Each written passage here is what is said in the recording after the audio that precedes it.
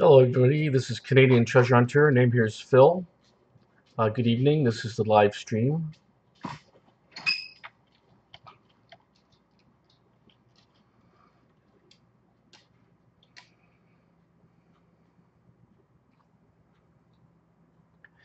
I just want to do an intro about my bio.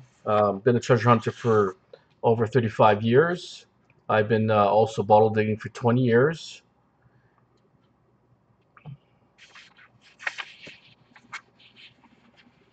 We've hunted anywhere from the Pacific, all around Vancouver location, went to Ontario. We've been as far as Washington, Ontario, New York, metal detecting. We've been in California.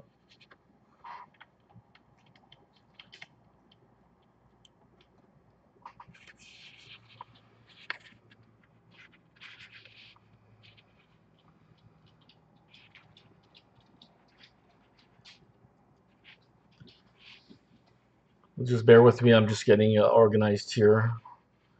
We should have a lot of topics to talk about in the treasure hunting field. We're talking about generally metal detecting, bottle digging, dowsing, hidden treasures found in homes. Any questions, any topics you want to talk about?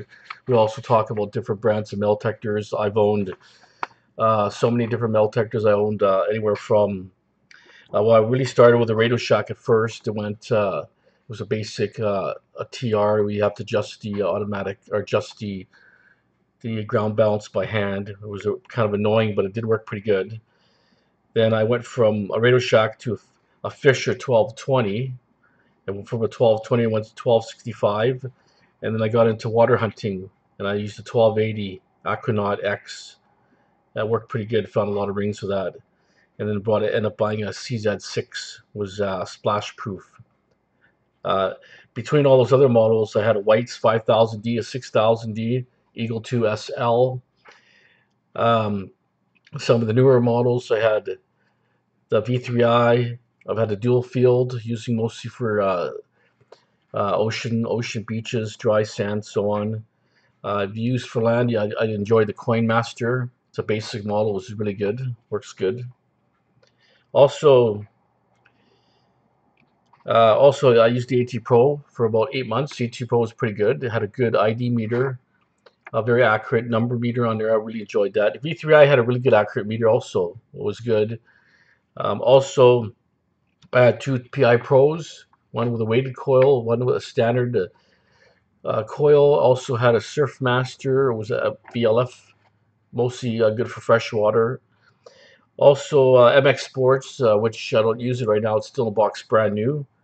I used the Bliss Tool V3, which was a good model. Also, like I say, there's so many other models out there. If there's anybody interested, oh, I used actually now the Mind lines here. So I worked on the XScale 800 with a blue tube. Also, the I had two 1000. I still have them. That's the newer Series 2. I used a Sovereign Elite for a while. That was not too bad. Also, my favorite was the E-Track, and also own a 3030 and a GoFind 60. These are presently still in my arsenal of metal detecting. The Garrett ET Pro, like I say, was pretty good. Not bad. It's a good all-around detector. My buddy uses that and finds a lot of gold, so it's pretty good. I had the ATX. I found it to be a very heavy machine. For my use, I think it was a little bit overrated, but it was pretty well a beast of a machine, but very heavy. So I found that running my PI dual field was equivalent to that in the performance that I was detecting. Also, the Bluetooth V3i I found to be very sensitive, very very sensitive. To bleed that one there. I was at the beach there and I was picking up targets. The PI wouldn't even hear, so it's very sensitive. That's the Bluetooth V3. I think that's from Romania or something, if I'm correct or not. Anyways, is there anybody? I see one person watching there. Any questions? Anybody who's watching right now?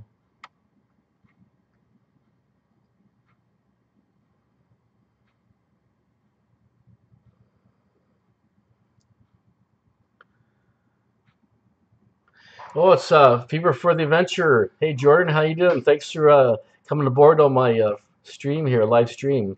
What's the oldest coin you found in Vancouver? Well, the oldest coin I found, I think, was a French coin. It was about 1860. It was a French coin. I'm not sure exactly what it was, but it was dated 1860 something. Found that personally, it was in the west side of Vancouver, a very old heritage house, about 1900. And I had permission to dig there. I went there with JP, and they were going to renovate the whole property, tear it up anyways. So I had permission to get in there before they tear it up. I did find four large pennies, a couple silvers, and also I found, like I say, that French coin was the oldest coin, and it was a good yard, a lot of coins, very fun. It was probably like about a quarter acre property, beautiful heritage home. Oh yeah, you were also friends. Yeah, I know. People don't know Jordan's a good friend of mine. Jordan's into gold panning, gold mining, gold adventures. Um, a fairly newer guy to Meltecting, I believe, but very passionate about it. So, any other questions, any answers, or you want to add to that, Jordan?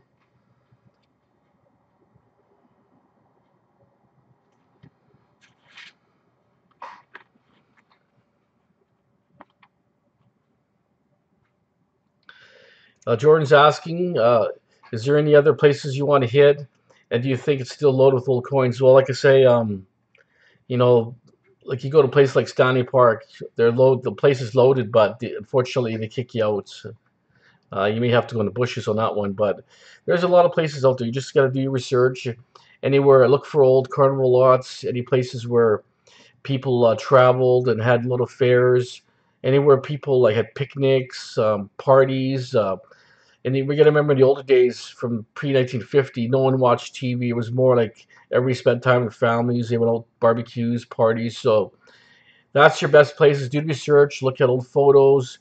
Any areas, if you research properly and you see an area that's totally bush today, it may have been an open field at one time. So you have to really maybe overdo overlays with Google Earth that may show you the topical areas of what the land looked like in the different years that passed. So that's your best bet. So also, I like to talk where I live. I live in the city of Vancouver. I'm born and raised in Vancouver. Right now, I'm presently living in Surrey, British Columbia.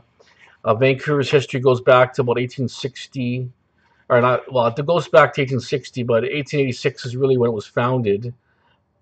Victoria is fairly old. New West is old. That's my neighboring areas. Victoria, I have to take a ferry, which is limited for me to go there because it's very expensive. But anyways, like I say, there was a lot of older areas here that you can sometimes adventure. There's a lot of construction and demolition here, so most of the homes are being torn down. They're disappearing very fast. So you have to be on the spot. Like we do boulevards here, city parks. The beach is good, low tides. Um, Also, like I say, where I've traveled, like people ask me where have you traveled. Mel texting, well, I've traveled. Like I say, I've traveled to Ontario. I traveled northern Washington or eastern Washington down to California. I Meltected. I've been to Meltected in the Bahamas. I was there 4 times. Dominican Republic 2 times. Mexico 3 or 4 times. I'm looking forward to go back to Dominican Republic probably in the next month or so. Just looking for another hotel, trying to find something that's interesting, a good area to hunt. Also looking, like I say, to travel to Europe eventually. Working on that. Maybe taking a tour for now, one of those tours that people have out there, but we'll see. It's on the horizon. So I do like to say what topics we can talk about. If anybody wants to know, uh, do some suggesting on here. Let me know. Just we have another person watching here. Who we watch? Who else is on there? You want to say hi?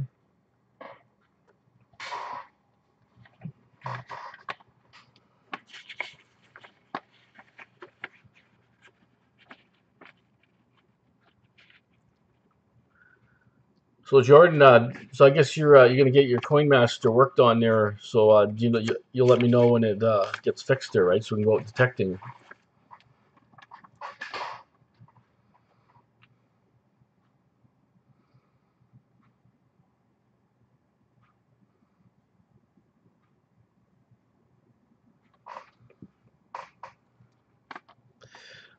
Also, I like to talk about topics about retrieving your targets. Not Yep. Okay, Jordan. Rely. Hopefully by the weekend. Okay, Jordan. If you get back by the weekend, it's awesome. Also, I like to talk about topics about how to recover a coin properly. I see on YouTube now it's getting ridiculous. People are taking huge shovels into the parks. We're talking about shovels we dig, 5 foot holes, right? And they're retrieving a penny, and they're not even retrieving a penny properly. The penny's only inch down. Well, why taking you know, a bazooka to a duck hunt? You know what I'm saying? Put it that way. So I suggest, like, get yourself a leshy, a little hand leshy. If you're digging deeper holes, and of course, I use a leshy, a Samson, a T-handle leshy, but I use that on some areas only. I don't take it to soccer fields. You don't take a big shovel to soccer field.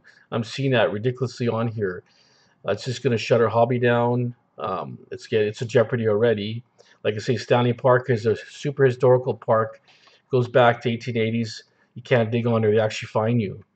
And there's also, I heard, Queensville Park is another place they kick you out just because there's guys in there with shovels. They're rooting up for everybody.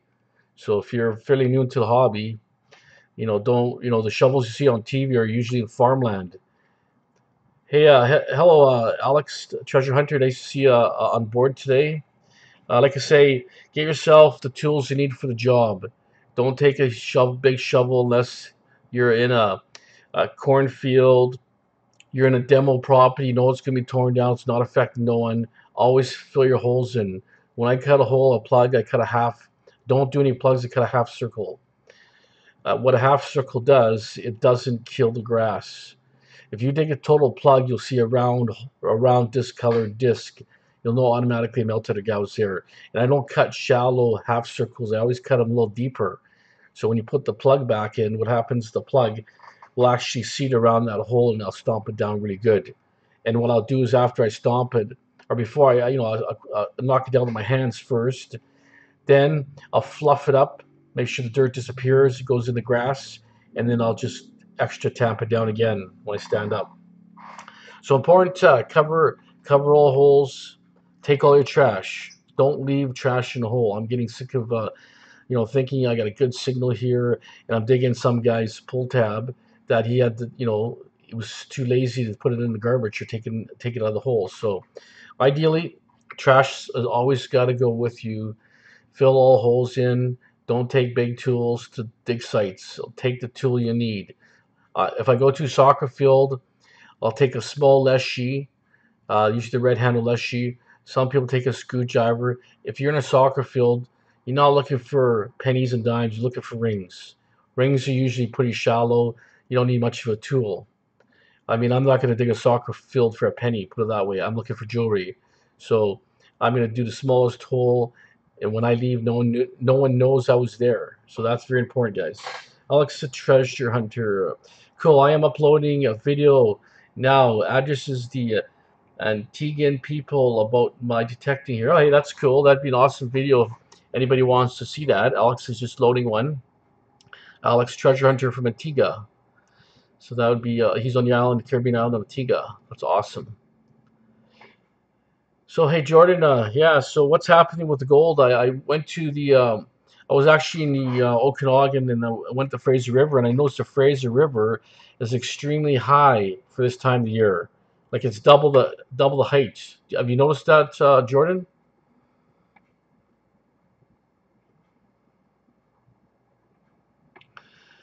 Yeah, Fever for Adventure is asking, I hear old farms are good to detect. What do you think? I don't think you have done that before. Well, it's true. I haven't done that before just because our farms are not really super old. Like some are, but you know, I know a few guys have detected farms, and the success is not that great. But depending, like I say, a farm could be good. It could have been a picnic ground. It could have been a carnival lot over the years. So if you do research your farm, any farm that's super old is going to have artifacts, relics. Doesn't matter. You may not be comparable to the UK, but our farms are relatively fairly new. Even Richmond goes back to maybe the turn of the century. So I mean, it's a possibility. But up in the valley, there's little settlements. All those little towns had really old farm sites. Most of the towns or the streets are named after the farmers, so it's a big possibility there. So Alex says, I love dogs. Here, boy. Okay, you see my dog? Yeah, he's in there. Okay, I saw them. Yeah, that's Roxy. She didn't get up, but that's she's kind of like a half collie looking kind of dog. I forgot. Yeah, Sheepland Shet dog or Sheepland Shepherd or something like that. Good little dog. That dog actually, what it does is every time she's looking at my cats, she's trying to herd the cats up. That's kind of their mentality is they're herd dogs. So they'll go around and they want to herd. They'll even look at you like they're going to herd you around, right? So they're awesome. And I got my other dog. His name is Paws. He's a Japanese Chin and a Papillon, and he's actually somewhere behind me there. But anyways, the animals are nice. I got my cats here. I got sooner or later my cat will be knocking on the door and screaming, trying to get in here. But anyways, like I say, it's great to see a few guys on here. Any other guys want to say hi?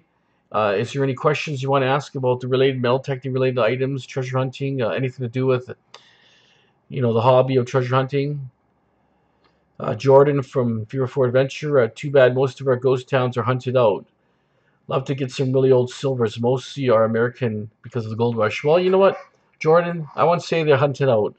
If you get a ghost town, for instance, say Granite Creek, sure, that particular area has heavily been hunted, right? If it's not been bulldozed like some of these ghost towns in the 70s, if it's still original ground, maybe overhunted, but there's also hills and valleys around it. I know what people do is they don't really hunt the main town, they hunt the valleys looking down because there's always homesteads that are outside the ghost town. So my advice is go out there, walk around. A lot of people had homes on hills, so they look down at the town. So best thing is you do is just look around and detect all areas possible within 2-3 miles of the actual town. Yeah, like Alex says, there's no way that you have searched every inch, right? It's impossible. If you gotta remember, you got erosion, you got even with the animals burying, digging stuff, moles actually, they go out there and start digging the ground.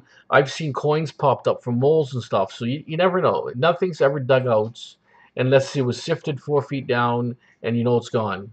But if it's only been metal detected or lightly dug, I wouldn't worry. It's treasure. Like I say, you just gotta be persistent. You gotta go slow.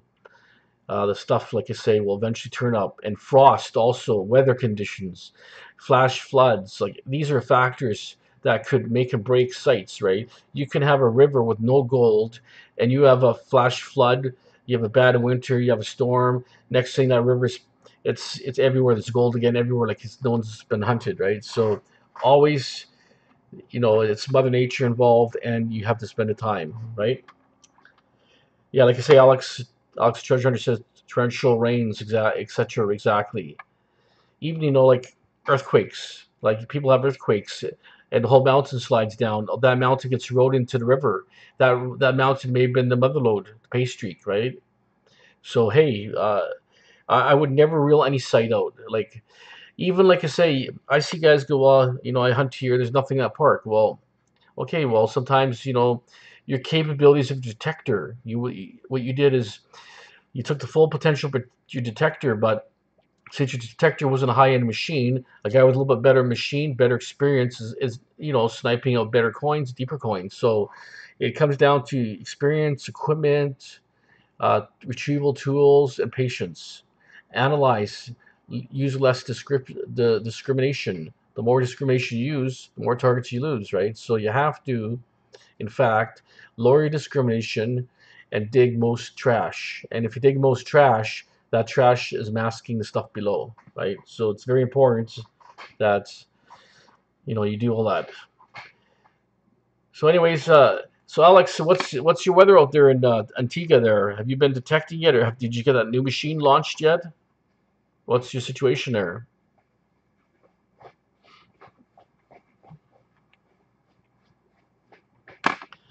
Yeah, like Alex the Treasure Hunter says, most have said experience is the biggest thing. Well, true, experiences is a good experience to be good.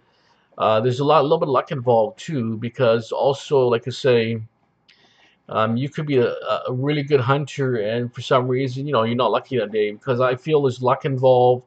There's also good experience, knowing your machine. These are what the factors are. So what people do is, like, I see guys I detect with friends. I'm hunting. We're not getting nothing super old. We know there's older stuff there. I'm hunting for an hour and they want to take off. Well, I got to hunt an hour area for 3, 4, 5 hours. I got to work and try to find the hot spots, because in old days, people right today, in the old days, they may not have, the ball field could have been a different location in the park. It could have been a picnic ground in that left corner. Things changed over time, right? The road got widened. Like, for instance, like, I detected a boulevard in Vancouver. It was actually in the middle of a main road. It was a grass strip about, say, 15 feet wide in the middle of a busy road. There was so much traffic you could barely hear your metal detector. I pulled 25 silvers in there, 2 gold rings. My buddy pulled a silver ring. I got a Chinese coin, lots of wheat cents, lots of 40s pennies, and we're talking about uh, just a road, in like it's just a grass strip in the middle of a busy area. But if you looked around, all the homes are old. So I'm thinking probably in the 30s and 40s, it was a single lane road, and the grass strip was even bigger. So when they widened the road, they had had a certain size grass strip for now, but kids played on there. I found so many coins, and I found relics, and just, I tell you, I hunted this thing for about 3 weeks, kept it quiet. Me and a buddy done it, and I found so many cool things. It was awesome. Like, it was never hit before. Probably was never hit before. So, like you say, you gotta have patience. The stuff is there, but just gotta be you just gotta be patient. Just don't write a site off right away. First 1 or 2 hours doesn't tell you about a site. If the site's totally brand new and it's lousy, well, that's fine. But if there's a history of 100 years old, if it's not been filled in the way you can tell a property is not filled in, look at your trees. If the tree roots don't bulge the soil, and you see the tree root, you don't see tree roots, and everything's level. And same with sidewalk. If you look at the sidewalk, and if the sidewalk's level with the whole park, that's probably a bad sign. But if you look at the park, and the sidewalk is higher than the park by 2, 3 feet, and there's big waves in the ground, you got a good yard. You got a good property. You should really check those wavy locations. That's original soil, right? So that's a little bit of a tip there for people. Uh, Alex Treasure says, want to try Atlantic side of the island, away from the Caribbean scene. Well, you know what? That may be your best bet, is trying areas where that not populated, because you remember, all the populated areas are hit hard. People have, all the outsiders been detected, right? You go to areas that are more hidden, you may have to access a boat, or do trails or whatever to get to the shoreline. These are areas that could be untouched. You may get your surprises. Maybe you might get some Spanish treasure. You never know. What do you Jordan was saying, if you prefer adventure, do you think Shaughnessy would be good for coins? Shaughnessy, well, all those areas, west side, Shaughnessy, to go back to probably the early teens, and back to 30s, 40s. You know, I hit properties, like, I do a lot of demolition in my business, right? And usually, if I test an old house for asbestos, I try to do the yard, and I find that in the yards, some houses are really good. You get silver, you get old coins, and some houses just find nothing. You only find new coins. Either the yard was replanted, dug out, or who knows what was done. So you don't know. But when you get an area, and if you're getting 40s pennies, and you get lots of coins, and you're getting interesting artifacts, well, that's a good sign. But if you're doing a yard that's super old and you're only getting coins from the 60s, 70s, or 70s or 80s, well, I feel the yardage might have been tilled over, or filled in. So it's a bad sign. So you never know. Shaughnessy, like I say, will work. Any of these old areas are good. I figure any house that's 1916 older has a good potential for finding interesting stuff, silver and artifacts or relics or whatever. So who else we got? Anybody else? Any questions on the chat here? I see there's 3 people watching here. Um, Also, like I say, I did bottle digging for about 20 years. I was one of the top bottle diggers on the West Coast here. I dug super rare bottles. I got into bottles that were one of a kind. I dug like one night I dug 10 of one bottle that was only two or three known. Like I dug a lot of rare stuff. I dug out outhouses in Pennsylvania, Washington State, Hamilton. I dug an outhouse in Hamilton before, but we used to go to Pennsylvania in a town called Erie. We used to probe out outhouses in people's yards. We found fantastic bottles, like thousands and thousands of bottles, and every yard was a time capsule. And with old bottles, right? A lot of old bottles were either alcohol, quack cures, they cured all type medicines. So when you get into an old outhouse.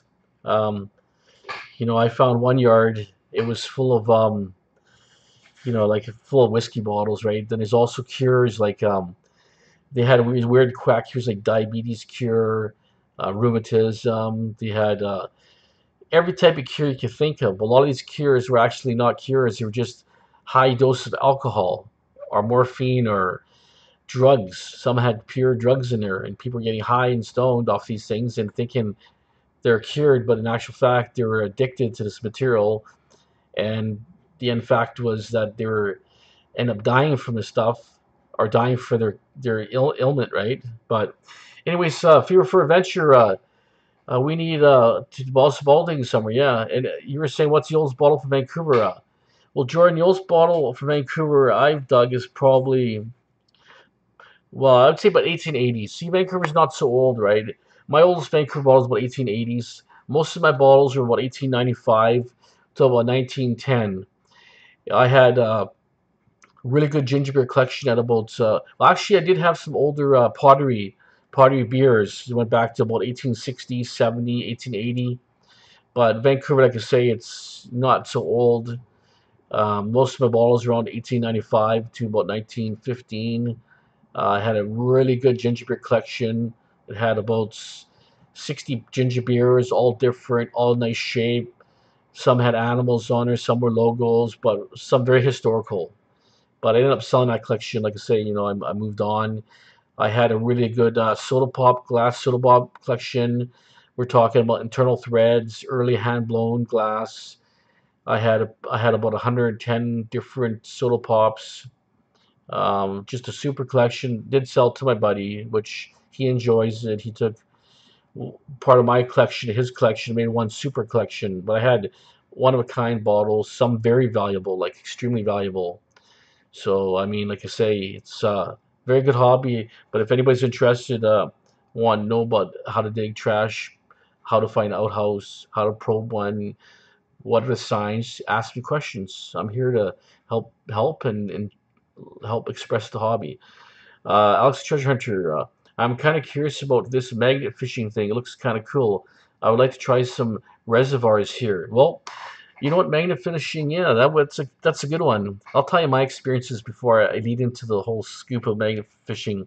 I remember as a kid, my dad had a bunch of big old speakers, and eventually they were blown, they didn't work, so we'd take a huge speaker with a big killer magnet, probably like a 20-ounce magnet.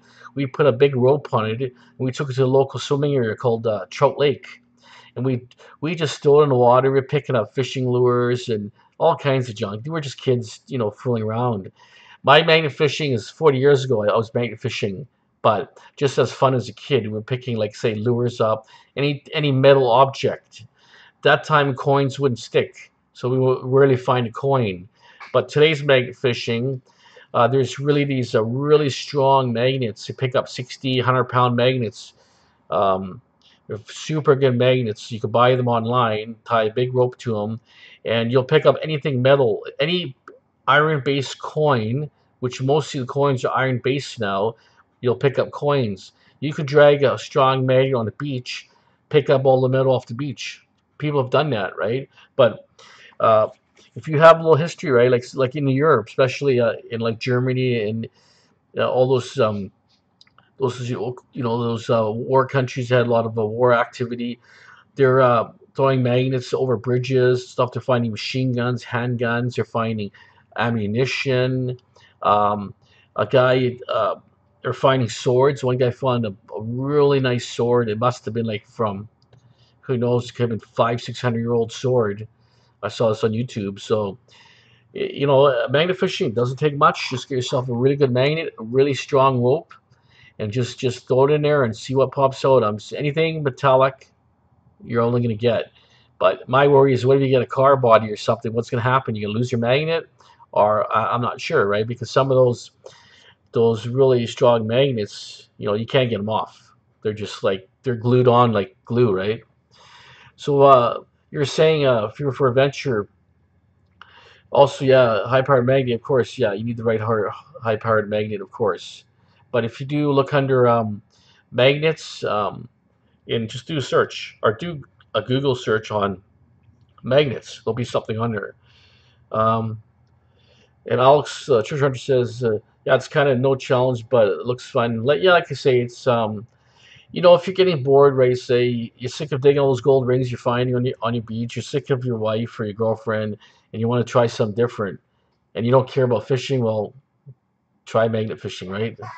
I think, like, say, um, that's a form of treasure hunting. Like I say, it's not just like a metal detecting as being a treasure hunter using a metal detector. Well, there's also aspects. I see guys buying, going to bank and getting rolls of coins and finding silver or wheat cents or who knows what in coin rolls. That's a form of treasure hunting. I mean, everybody has their niche, but like I say, magnet fishing has been around for a long time. Like I say, threw a magnet out 40 years ago as a kid, trying to find fishing lures. That time I was fishing, and we're losing lures. Fish here, snag this, lose that, and I throw a magnet and get half a dozen lures. So I was replenishing my hobby that time, right? Or my sport, whatever it would be that time, right? And then also another topic of dowsing. Like, I tried dowsing using dowsing rods. I actually took what I did is I took two PVC tubes, put a lid and a cap on the bottom, drilled a hole in the top, and I put, in actual fact, is like glued in a silver ring and a gold ring inside the top of the cap. Put some brass or copper rods down there and bent them over so they freely flowed between there. And I tell you, I used that thing, and it was a lot of response, and it did a lot of weird things. And I did one day use it and find a silver coin. It took me to an area that I would never have really thought there'd be silver there. And I went there, and within the second hole was a silver coin. The first hole sounded like a silver coin. It was a copper penny, but the second hole was the same number, and it was a silver. So people say dowsing is fake. It doesn't work, but I have experience that worked. I remember going to Stanley Park with Roberto. I call him Mr. T because he finds all the gold. He's the gold hog. And what he actually did is, I had my dowsing rods. We hid his ring. It was within 10 feet of us. No, it was about 20 feet of us. He turned around. He turned his back. We hid this gold ring on the side of a trail. And what happened was, I watched the action. He was thinking about his ring, trying to find these. He was holding them up, like this, and it started moving. And in actual fact, what it is, it took him right over his ring and crossed his ring. I had JP the Baron, had Dave the Dude there, and we swear to God that he found his own ring with my dowsing tool. And this is no fact of a lie, 100%. Incredible. So, anyways, he was so fascinated because he's from the Philippines and they use long range locators. They're a similar device. Most of them are gimmicks, but they swear they do find treasure with these units. So, anyways, he built his own set of dowsing rods, and then he was really good. He said he found really good coins. He dowsed areas. He found nice coins, and he found a gold ring. He was imagining finding gold ring. Found a gold ring with his dowsing rod, but he still uses metal detector. Don't have me wrong. He doused an area and he got a hot spot and uses a metal detector to find a ring within a couple feet. So he called me up and says, I can't believe I found a ring. I was excited. I rushed down. This was in Stanley Park. I totally interviewed him, put him on video. It's in one of my videos. I did an interview with him. No joke of a lie. He found a killer ring. It was a 14 karat gold ring, two diamonds on his side, with an amethyst stone. So what I actually did, I ended up purchasing this ring off him. I gave him a proper value of gold value and a small premium over gold. But I actually possess this ring today because it was a dowsed ring by Roberto, and I swear to God, it was found by his rods. And like I say, I used rods like in Stanley Park, and I got really good hits and couldn't find out the melt detector. Was it outside of the melt detecting reach? We don't know because the dowsing rod, and there's no water sources, no pipes around this area. So how do you know if it's true or not? Like what are you dowsing, right? But anyways, another story with dowsing rods is a friend of mine works in the city. His name is Jerry. He used to work for City Richmond. He never used a melt detector. He grabbed two coat hangers. He'd walk around the pipe. Boom, the pipe would be low. When the pipes turned sideways, he was right over the pipe. He never ever used a melt detector, and he always found the pipe. He was the only like, and you think it's fake. No, there's more. There's something to all this, right? There's an energy. Like everything, every metal, every object out there has a frequency, an aura, right? I hear stories. So what they do is, guys will take a drone in Africa, right? It's got a heat signature. Everything has its own heat signature or some sort of detection aura, right? But what he would do just before it gets dark, as it gets dark, kind of like as the sun goes down and it gets dark pretty fast, they take a drone, they drone an area up, they take the coordinates, and they see with the infrared, they see heat traces with the drone. So they go there, and they're heavily protected. They're in they're in a jungle like the Amazon African jungle. They go in there with the army because there's wild animals and cougars, not cougars, but tigers, whatever. But what they do is they'll metal detect these heat signatures, and they're finding handguns and they're finding caches. They're finding really cool stuff. So, like I say, there's heat signatures on items or things produce a frequency and aura. It's got to be there's something to it, but people say it's fake, but I know for sure it does work. But I find if I try dowsing long periods, it just burns me out. So I feel burnt out after that, right? But like Alex was saying, that's an interesting hobby, interesting story. But also he says in tune with nature and frequency, right? Like everything has a frequency and aura, right? Like everything, like even melt detecting works off a frequency. Like everything's like everything, like even electricity. There's a frequency. Everything is run by a frequency, right? So I feel like I say, I'm no professional at this subject in no ways, right? But the thing is, I'm thinking, I experimented with it. It does work. I don't say it's reliable. It's not a full proven reliability, but I took me to areas that I hunted and it did find stuff. Alex the Treasure Hunter says, no, it's true. I was a design engineer in the music industry for a long time. So, and you know what? If you have like exactly, you know about music and history, you can get a high pitch frequency of sound and you can break glass. Why is that? People say it's fake. It's not fake. Everything has a frequency point or something that a resonating frequency. I know a guy I saw it actually on MythBusters.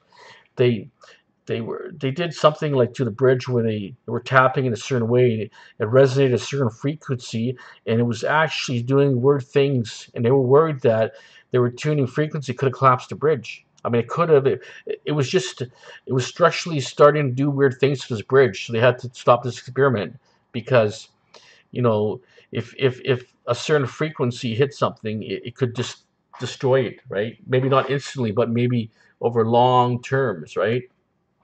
But anyways, like I say, dowsing is a pretty good. Like I say, also, I remember dowsing, like I say, and I was thinking, dowsing the area. I did a park, right? I want to find good item, like just I'm thinking old stuff, like not thinking gold, silver, like old, right? Anyways, I doused about a half a dozen 40 pennies, like a hot area within 10 by 10 area.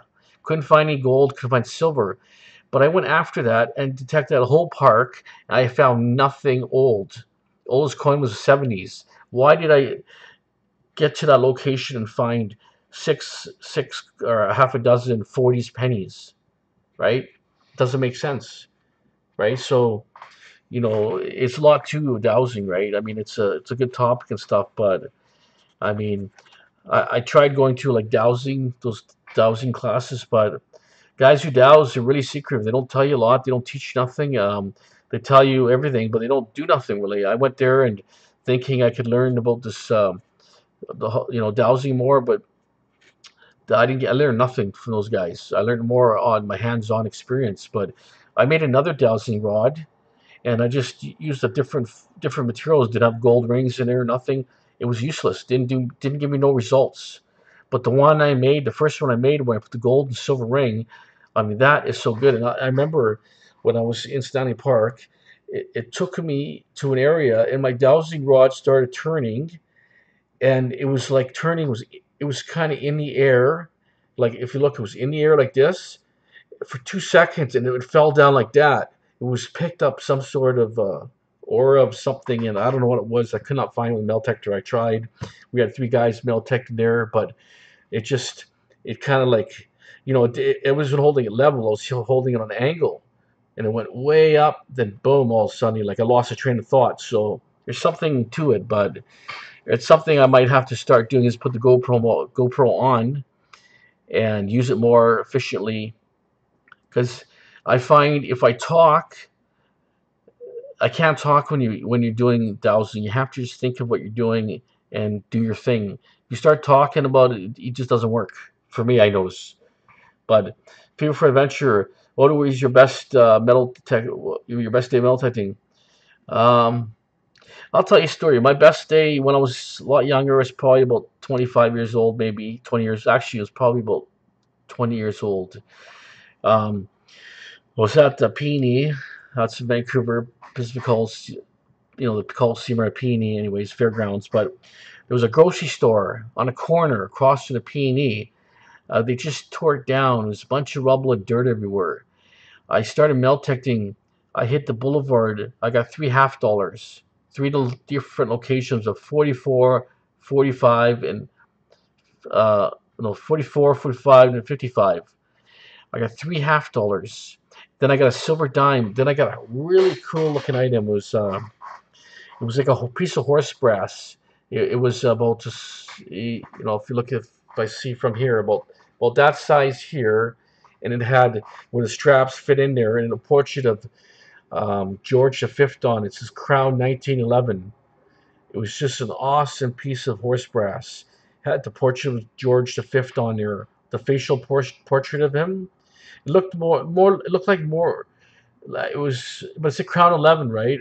But it looked like the 40s portrait, but it said Crown of 1911. Really nice piece. I remember that time, I had it and ended up selling it. I think today, that was such a rare piece and amazing piece. Should have kept it, but over time, someone says, "Hey, I like that," blah blah, and sometimes more of a favor, give that deal to them, and they give you a deal with something else, right? But yeah, that was probably the best day I had. Not like it's not gold, but just finding three $half, a couple silvers, that horse brass, and some other stuff. I mean, this and the tall tale sign is grocery stores. I've done really good in old grocery stores. We used to have in Vancouver. Used to be grocery stores in every other corner. Used to be a little Chinese grocery store, and then it would be catered to that neighborhood. And over time, they tore the stores down, built houses there. So 20 years ago, I used to go when these stores were being torn down. I'd always find silver. My best silver coin was a 36 silver dime in perfect condition, 1936 silver dime, George V. It was so detailed, you could count the hairs on his head. It was like an MS-60 kind of quality, beautiful. So that was awesome. Um, yeah, so Alex, I understand your question there. But anyways, like I say, that was probably like say my best coin finds, right? But I hunt to like places like Bone Island. I used to hunt low tide. I pulled a half a dozen silver out. But most of my really good hunts, my best hunt really, or a best trip hunt was in Mexico. I was in Puerto Vallarta where I found 30 rings, and there was a total of 12 gold, rest was silver, and there was some junkers on top of that. And oh, good morning, Felice. Good morning. 5 a.m. here. Yeah, it's pretty early where you are. What do you say, people who interfere with your detecting? Well, um, I'll get to that question 1 second about people interfering with detecting. Just going to mention about this particular port of yard. I was at a resort. It just when I got there, I was seeing rocks. It had a really awesome cut. I started hunting there, and I'm thinking I'm digging silver rings, like 2, 3 rings a day. I'm thinking, where's gold? Where's gold? And I dig this ring. It looked really nice. It had 4 diamonds, and diamonds all around the side, but it had all this wear. It was worn. I'm saying, looks like it's a fake ring, but I said these stones look awfully good. So it ended up being a 14 karat gold ring, real diamonds, woman's ring, and it had rhodium wearing off it, so it needed to be rhodium plated.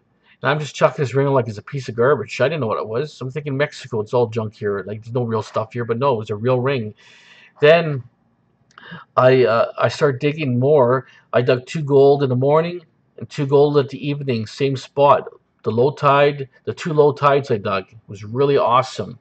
So I ended up when I ended up having all this rings, it ended up like I had rings that I thought they were just junk. They were some were marked, but they were corroded and they were black and they were broken. I'm thinking, this is not gold. This is junk. It ended up being I thought I had 6 confirmed gold, and I had actually 12 gold. And I had some that were had so much corrosion on there. I used electrolysis and wouldn't even clean them. I had to put acid, 14 karat acid on there to dissolve that corrosion, and the acid actually took the corrosion away. And the coin, not the coin, but the ring came out perfectly. It was unbelievable. I had a beautiful a big ruby, like an oval cut ruby with a bunch of diamonds on the side. I had that ring that had 4 diamonds for the center stone, diamonds over on the side. I had an old school ring. Didn't know where that was from. It just, I know it's a school ring, but it didn't have any details. It was just really worn, hard to tell it was. I've had bands, had lots of silver rings, a lot of tiny worn out rings, but that was awesome. Also, yeah, police they're both detecting and people interfering. Like interference means are you saying like kids bugging you or people getting in your face? Well, I do sometimes soccer fields, and I had one guy come up to me and says, I don't he goes, well, exactly where he says, I don't know, I don't approve of what you're doing or something like that, or something to that nature, right? I'm thinking, I said, what am I doing? He says, you're destroying the grass, you're creating a tripping hazard. He says, every hole you dig is a tripping hazard. I said, you know what? Do you see any holes behind me? I said, no. I said, no, there's no holes. So anyways, I gave him, he, if he's nice, I'm nice. That's how I look at it in this hobby. If you're nice to me, you approach me, even though you don't like what I'm doing, you're nice and polite about it, I'm going to be your level. But if you're going to be rude to me, I'm going to be rude back. That's how it is. I'm like that in any business. Even if my boss is talking to me about that, I'm going to be back to my boss. That's how I am, right? But ended up, I kept detecting her, but he was an idiot anyways, right? Because my holes are flawlessly perfect. You can't tell I was there. You ask Jordan, Jordan will tell you I can dig and no one will know I was there. I remember I was digging at a park. I saw a guy look out a window and staring at me. I dug, no lie, at least 30 or 40 holes, and I go behind me. There's a cop behind me. 2 undercover cops came to me and says, can I talk to you? I says, yeah, what's up? He says, I knew the cops. I said, hey, what's up? I said, yeah, see that guy in the window? I know he called the cops. I said to him, right? Straight out, I'm not going to lie. He goes, you know, I got to replay a complaint, a guy digging with a shovel. Well, I was using a Leshy long handle, which is a very tiny trowel. But I told the guy, I dug 40 holes behind me, the cop, and I says, well, he says, where'd you dig? I says, I don't know, 40 holes behind me. He pointed at a little scuff on the ground. Did you dig there? I said, no. I said, I put 40 holes here. I said, I don't know where they dug. I told him, I'm a professional. I've been done it for 30 years. He goes, you know what? You're a professional. I'm not going to bug you anymore.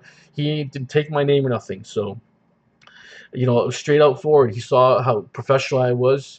And I told him we're members of the hobby. We locate artifacts that are lost for people, rings, whatever. So it was understandable, right?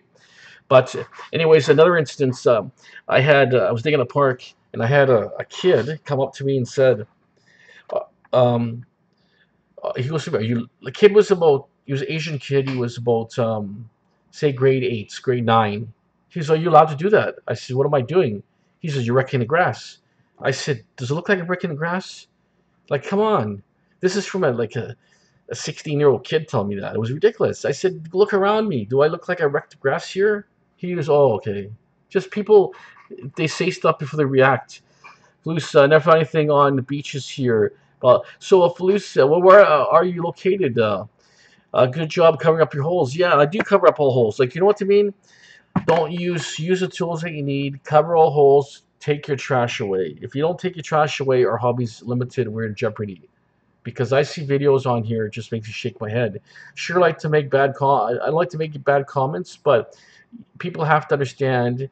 If you don't cover those holes up, we're going to be in trouble. Parks are going to be shut down. Even the beaches, you don't cover your hole at the beach, that could be shut down. I don't care if it's a beach or a park, cover all holes. When I'm digging in the United States, I do a lot of hunting in like California beaches. What I will do is every hole I dig, I will cover up perfectly. I don't care if it's the low tide. If I dig a hole, I'm covering up. Just because I respect for the country, I don't want anybody to get hurt, and I don't want to put anybody's health at risk. You're from Nova Scotia, please. That's awesome, Nova Scotia, and you say it's the highest tides in the world. That's awesome, cool. So highest tide, and is it the highest and the lowest tides? Is that how it goes, or it's just the high tides for you? But anyways, topic is, of course, very important.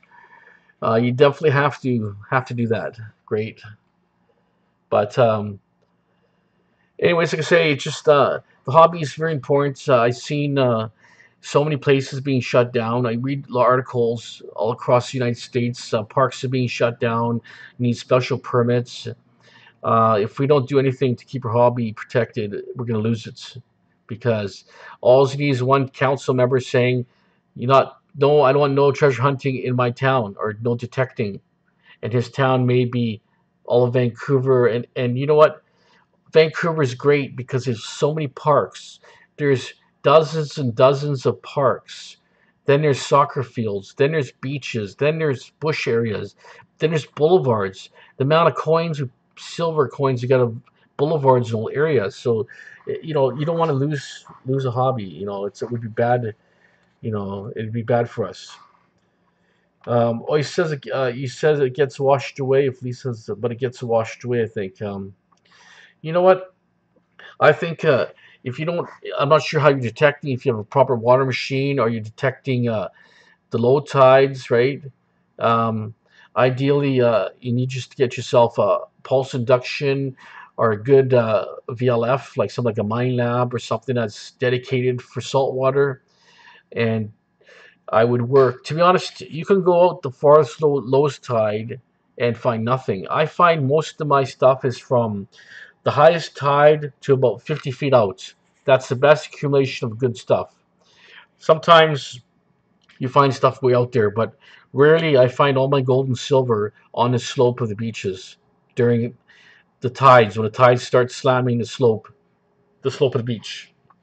That's what I do. I do my best. Jordan, you still on there? Haven't any more comments, Jordan? So, Felice, what type of detector do you have? And are you fairly new to the hobby? What did you do? Yes, tides makes sense. People are sunning themselves about old cemeteries. Yeah, I see. It's a kind of an area. I don't think I would hunt a grave site. I mean, I would say it'd be safe to hunt around the grave site, like on boulevards around, or grass areas that are not related to the actual yard. Well, I see Felice. They have a 2200 bounty hunter, so it's a fairly a basic model. It's an entry model. So that model, if you're doing the beaches, you're not going to get an actual performance of a better machine. Sometimes that model is good for parks. If you want to do city parks, maybe dry sand, but when you're getting a low tide with a salt, actual buildup salt of magnetic sand, that machine is probably useless. So you're probably not finding much on a beach or in the water because the machine is not ideal for that type of conditions. If you get yourself a good salt beach type machine, you'll be amazed what's out there possibly. What were you saying there, Jordan? Fever for Adventure. Your old stuff at White Rock Beach, old gold coin muscle balls. Um, old stuff at White Rock Beach.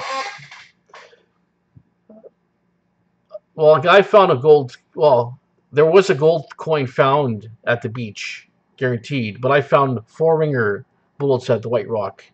I found two or three full ringers. I found some gold rings, not a lot, but a little bit of silver. Nothing super old, but anyways, like I say, yeah, the White Rock is really good. White Rock's another good location. You have to check it out. We have also C Mott from Surrey. Hey, glad to make a comment there and coming aboard on my live stream here. Any questions you want about mail detecting? If you're new to the hobby, I'm here. Like I say, I'm here to answer questions and like I'm also knowledgeable, not just treasure hunting. I do, like I say, asbestos removal. I do asbestos testing, inspections. Also, um, any types of demolition we do. And I also into ham radio. I I've talked all around the world. I've been ham radio contests. So I'm a jack of everything. Like so, I've done everything in my lifetime career basically. So if it's ham radio, metal detecting related, treasure hunting, bottle digging, everything in between. If there's something you want to ask me, feel free. Yeah, Falus, thanks very much for coming aboard here and saying hi. I mean, awesome. Don't discourage the hobby. Just keep there detecting. Just find out where the old areas are. Take your time. Like you say, dig everything, fill your holes up. Don't take huge shovels in the park. Just be careful, and you'll be very rewarded. You'll find your gold rings. You'll find treasure, old coins. Believe it or not, the stuff, and you have the history there. Where you are, the history's there. So you go back probably 15, 1600s or more, or 1600s probably anyways, right? It goes back, who knows who roamed, the eastern coast areas prior to, when it got populated, right? So just, if you like the hobby, I advise, uh, get yourself a good metal detector. I'm seeing the AT Max, looks like it's a pretty good detector. We're going to order 4 or 5 of them, my crew. All my treasure crew guys are going to get one. We're waiting for the second batch because I feel the first batch might be problem-wise. That's how I think. Because I bought the first batch of MX Sports and there's issues with the dial cracking. So I still have that version, but I'm going to go with the second batch MX AT Pro AT Maxes because I'm going to want to do that. So also CMOD is a certified union asbestos worker, I believe. D38, DS38. I don't know what that means. 38 there. I'm not sure about that. DC38. Well, that's DC38 is what? That's an airplane, or I'm not sure. Um, yeah, Felicia, when you get your first ring, I'll tell you. I found many rings. Like I say, it took time. Like even when I went, like I found many rings in the ocean. Like especially like going to the Caribbean, Mexico, but I went for 2, 3 years and not found one good item there. And then I said to myself, I gotta study the ocean better. I gotta get a better machine. So I got a good machine. I study ocean, and every time I go, I pull at least 2 or 3 gold for sure, coins, some silver. But if the conditions are right, you got a good cut, you have a lot rough surf, you could find 20 rings in one outing, no problem. The stuff is there. It's the capsule's there. It just needs something to open it. You need a storm. You need a cut. You need some action, right? So yeah, just like I say, keep plucking away.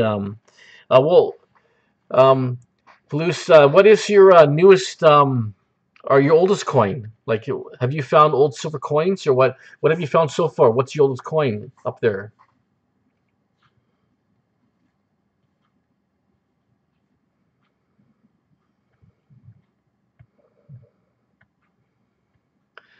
because like I say, you should go back to, like I say, it depends on the area, right? But where you are located, turn of century coins should be fairly common, right? So you found 1943. Would that be a penny? Would that be a dime or a penny? 1943. So 1943 is a fairly common year. Lots of coins were, 30s and 40s, 50s. That's when they produced a lot of coins. The population is really big, but being in in an old area, you should find coins in old areas, turn of century, large pennies. So just like you say, do a little research, spend a little time out there, and look for old parks with big, humongous trees. When you see big trees, you know it's an old area. And if that park is established 1900 or pre-1900, or a village that goes back to 1600s or 1700s, well, you know that's old established area. Work those areas. And the Fluce is, she looks under old clotheslines. Yeah, well, that is good, because in the old days, people, they hung their clothes up. Women, especially women, you probably find a lot of buttons. You find those old metal buttons, and you may find jewelry, you might find rings, because when the old days, like you say, people hung all their clothes up, then they took it all down by hand. So they were, and plus also in the backyards, people barbecued, they hung around when it was hot, the families in the yard. So these are perfect locations. I find backyards are good, but I also find where I live, front yards are good. It's amazing. Sometimes a front yard is really good. So you don't know if the people spent more time in front yard than the backyard, so you have to try the front and the back. So you've done pretty good for coins, especially in the backyards. Yeah, that's awesome. That's great. Really cool. So that's CMOT there. So you work presently for a company, or you have your own company? And what kind of asbestos are you removing? Are you doing high risk stuff, or what type of work have you been doing?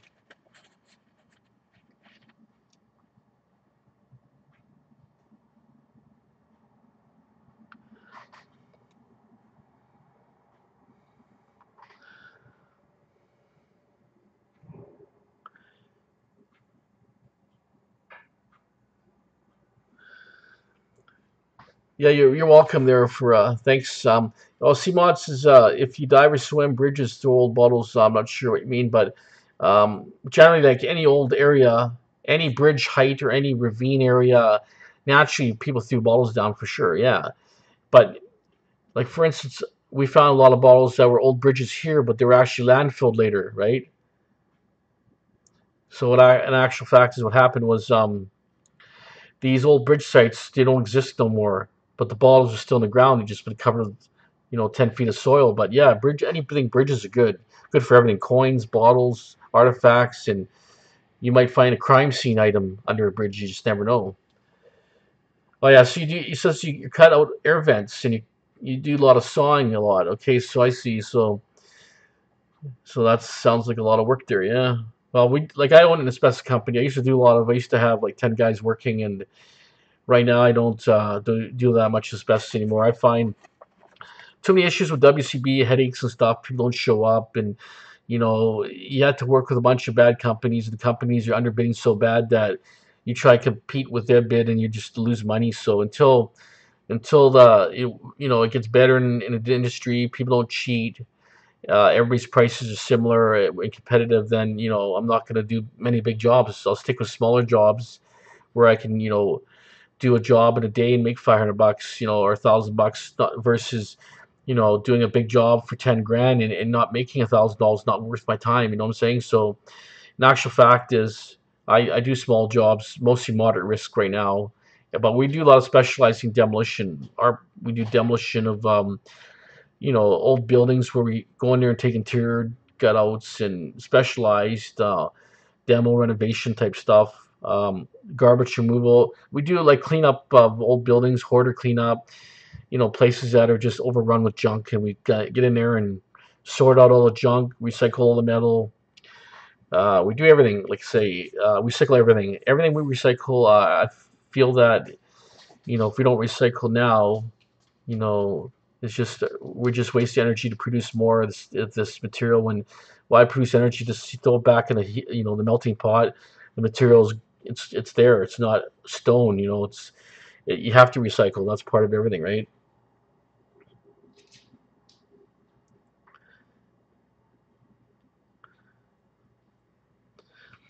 Yeah, I know. I mean, yeah, on the the big things about but um, like I say, I'm gonna stick more to the what we're doing at the moment. But I'm more kind of I'm getting more geared down to do traveling now and treasure hunting full time. Um, I think in the next couple of years, I'm gonna be all over hunting. I'm gonna be in Europe. I'm gonna be in Caribbean, Mexico, wherever I can find something interesting, any type of lead, any treasure. I see guys hunting in Asia, Vietnam, Thailand, and they're very successful. They're finding lots of joy, lots of interesting stuff. It's paying for their time there, and it's what they enjoy doing. Even if I'm breaking, even if I'm not, even if I'm having fun. That's the main thing is having fun. It's not all about money. It's all about having fun. But if you're successful, you find a lot of different items. It's cool. It's fun, right? Fever for Adventure. Do you get any good from Hoarder's House? Anything good, treasure wise? Yeah. Hoarder houses are good. I mean, you need a good hoarder that kept old stuff. If the hoarder keeps just new crap that's not worth nothing, well, or just I find there's two different hoarders. There's a hoarder that will hoard everything, like paper bags, plastic containers, glass jars, just garbage. They'll hoard everything like that. Then you get a hoarder that will have just big contents, lots of materials, lots of stuff. That's okay.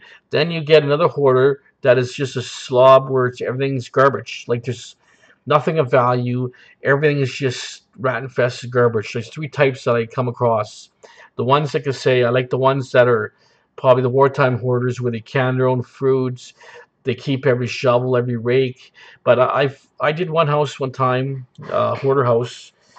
I made a deal with the owner. The owner bought the house, and I said to him, "Well, what's going on here? Who owns this stuff?" He says, "Well, it's left behind here." I says, "Well, what's?" He says, "You want it?" He says, "Take it all." I said, "Okay, that's fine. I'll take everything I can, but I'm going to provide." I did a free inspection for him at the time, so I didn't charge him a $500 fee for the contents of the house. But I pulled out 3 or 4 van loads of old furniture. I got just old tins. I had about 100 skeleton keys. So I had so many things. I can't remember half things, but it was just an awesome, awesome 3 levels full of contents and just good stuff. I just filled my truck up over and over. And the builder goes to me, "I only want one thing." I says, "What do you want?" He says, "I want the TV set." Sure, take the TV set. I found like $60 in change. The lady collected old dolls. So there's lots of little old dolls and doll figurines and really cool stuff. But like I say, I did so good. I mean, the furniture wasn't worth much. I recouped most of the money, but it was just a fun thing of getting through all that neat possessions there. But it was sad because someone's whole life, either she went to a home or she passed away, but her life was left behind, right? So I took everything that was worth the value and flogged it, sold it, traded, whatever, kept it. So it was a good, really good thing. But hoarder houses could be really good, yes. CMOD says, what do you do with your equipment? Well, my equipment, when I had 2 crews running, I had lots of negative air, showers, had sprayers, and unfortunately, my workers were slobs, and they didn't care about the equipment, so they beat the hell out of everything. So I ended up, I sold some of my stuff to my worst competitors. I sold probably everything. Most of it was junk anyways, just too old, outdated. I sold it all basically. I kept some items, not much, but I feel when I get back into the industry again and do all the bigger jobs again like I did, just buy the up-to-date new stuff. The new stuff is more lighter, more efficient, better quality, and of course new versus stuff like 15 years old is old now, right? But anyways, like I say, no, talking like I say, hoarder houses. I mean, that's awesome. I hit one hoarder's house is really bad. I'll tell you a story of this one here. You would never believe this one. I went into a house. Uh, it wasn't my job; it was my friend's job. So anyways, we had access to get in there and do our thing. So I went in there and I went into this bedroom, and the bedroom was so moldy. It had fuzz growing over everything. Like I never seen so much mold in my life. Everything was black. I had to have a suit on and a mask. It was just horrendous. But I was breaking stuff on the ground, thinking, what am I stepping on? I'm seeing cranberry glass, like turn of century ground salt shakers. But I ended up getting some neat toys and cool things there. But there was this living room here. There was newspapers 7 feet high. I was 2 feet from the ceiling, walking on newspapers, the TV on under all the newspapers. I can hear it going, can't see it. So then I'm thinking, I go downstairs, moldy everywhere, junk everywhere, but I did get some interesting. I got 2, 3 boxes of neat stuff. So I go to the neighbor. How long has this house been empty for? He says, the guy moved out 2 weeks ago. I said, what? He said he moved out 2 weeks ago. I said, how's that possible? There was so much mold in that house, you could not live in there. He said, no, the guy was a postie, a mailman. He just left 2 weeks ago, sold the house, got the money, took off.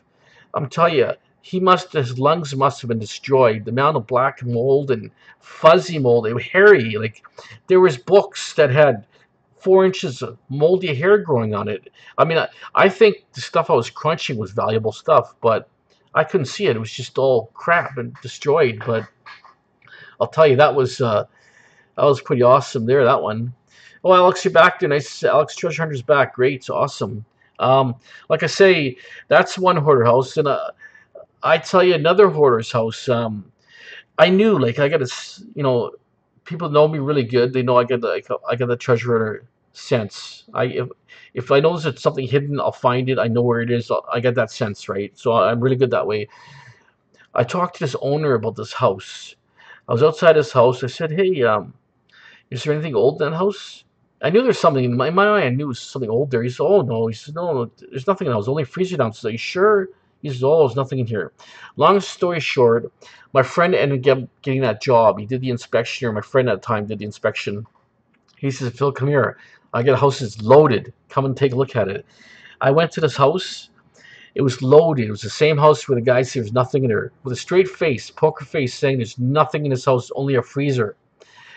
I was told the lady, I guess she passed away, and her family came from somewhere in the United States, and they took 2 semi-trailer loads of stuff out of this house and left everything behind. Well, they never touched the basement. We found so many cool things there. I found this awesome looking sign. It was a machine company sign on Railway Street about 1920s. Just a graphical sign, beautiful. Then I looked 2 feet away. Someone cut the same sign up for a dustpan. So there, there was more than one sign. I got a 6-pack, Coca-Cola 6-pack out of there, all sorts of memorabilia, collectibles, and this is so long ago I can't remember the whole details of what I found there, but there was awesome stuff there. And then that was one of them, right? Then another one I'll tell you. You would never believe it. It was a lady. My friend, he did the inspection. It was his job, and she looked like a lady from Misery, Kathy Bates. She sat on outside the porch with a stone face, not happy. And I'm thinking, I'm going to my buddy. Yeah, Michael, are we allowed to take stuff here? She doesn't care about nothing. She didn't. That was her father's house. She hates her father, and the guy died. So, anyways, I go. He says, "I want this dresser. This is my dresser." So I go to the main floor. I see this killer dresser. I'm going, "That's a nice dresser." He goes, "That's not the one." I'm thinking, "What? I can have that one?" He says, "Yeah, take that one." So I go, "Awesome, right?" So I take that dresser, and then I go upstairs, and this place looks like it's untouched. I got his dresser was beautiful, beveled glass, and lots of nice doors and Gothic type, different things on there. But anyways, that was his, so I was fine. So, anyways, nice to see you, Italian Treasure Hunter. GE, hey, awesome. So anyways, so what I did is I started looking everywhere. I was finding the guy's war medals, all sorts of cool stuff. I found a bunch of postcards. Unfortunately, they kind of got water damaged, but between 2 feet of postcards, I found probably about 6 to 8 inches of good cards, and really good cards, right? Full of treasures up there. Main floor had treasures, but not as much. And she said to my friend, she called like Sally Ann or an antique store to come out here and take it. They wouldn't come out there. I'm thinking, holy, they made a mistake. So we went to the basement. It was full of stuff. We got really cool boxing magazines, like really good magazines I haven't seen even today. I don't know how they existed or where they came from, but old time from the 20s and 30s boxing magazines, everything. It was really cool stuff there. But I was just freaked out because the lady was like Misery, the lady from Misery. I couldn't believe it. Was like, what? But she kind of started bagging stuff up as garbage. So we started ripping bags apart. I was finding collectibles in there. I got a really pincushion doll head. And then there's this brand new drill set, brand new in a box. She threw it in the garbage. But I got so much stuff. We just cleaned that house up completely. She didn't care about nothing. She just had a grudge with her father. He passed away. She didn't care. But so it was awesome for us. Like I say, it was great. But as time goes on, these houses disappear. They're not like they're every day, right? So they're disappearing. CMODs, I can get a truck for a business going for 22 kilo.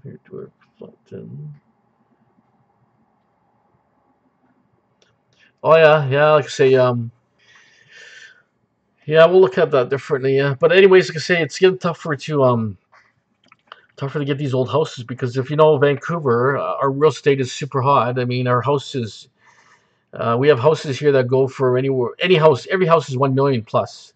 So your cheapest house that's ready to fall apart down is over 1 million. Anything Vancouver is probably 1.2, 1.5 million. You start going to the west side, looking at 2.5 to 5 million. Then you get to exotic places, you're paying 5 and 10 million for land.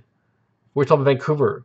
Then if you start going to New West at Burnaby, well, say Burnaby is over 1.5 million now, 1.7, 1.8 million. We're talking about land. We're talking a beater 60s house. We're not. The house doesn't even matter. The house could be good or bad. Doesn't matter. It's the land. So what's happening is, um, the houses are being torn down every day. No matter if they're old or new. So our heritage is being lost. And these houses, once they're gone and dug out, they're gone out, right? That's what's happening. That's insane. Like I say, Alex, that's insane. Ontario or Toronto used to have the highest real estate. I remember as a bricklayer, a friend of mine used to go to Ontario, and he said there was tons of work there. The building was a good economy, blah blah blah. And the next thing, we have houses here that are ridiculous. I think our highest house went for like 40 or 50 million here. Like I thought California. I remember California like 20 years ago. We're looking at 1 million, $2 million. I was like, wow, that's crazy.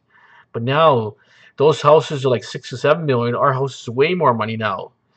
And they have waterfront locations. We have just a big lot looking at nothing, a big ugly house, basically a 33 or a 40-foot lot by 100, 120. I mean, their lots are nothing.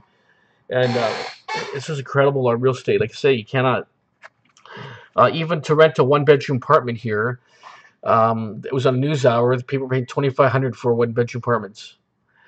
Who makes $2,500 clear really to pay for it? What about your car insurance, your food, telephone, cable? Like, how could you live if you're paying that kind of? And that's a one-bedroom.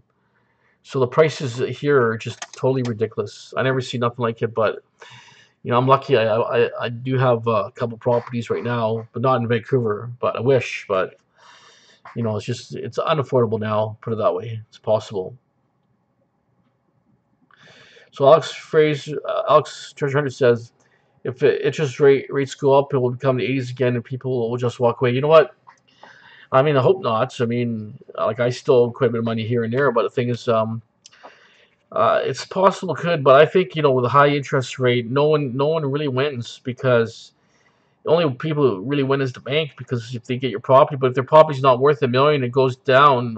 No one's really winning, really. So why would they raise it so high? I remember it was like 15, 16%. It was like ridiculous. I remember I had a bank account with some money in there, and I was actually seeing money grow. Now it's like 2% if you're lucky, right? Yeah, CMOT says the government gets the taxes, right? So yeah, that's true. And also, like I say, well, the thing about Vancouver here, what they're doing is, which I don't really like, is they're tearing up all these older homes, on all these main roads. Like you got Canby, Granville, Oak Street, and they're building 4 or 5 story condos. So they're actually changing the whole landscape of the city just because they want to make more tax money. And what that's doing is creating more traffic on the crappiest roads we have in the world. They're so narrow, and the lights are timed wrong, so you're sitting in traffic all day because the lights don't time properly. And what they're doing is they're taking major bridges, they're making bike lanes. So you're taking a 3 lane bridge to basically a lane and a half. They want to take bridges away, so now you have 2 ways in and out of the city. Which, I mean, Vancouver just they don't know what they're doing there. They're just gonna really create basically a parking lot. And they want to greenest city in the world, and they want to take away your natural gas. Well, if you don't have natural gas now, how do you heat the place?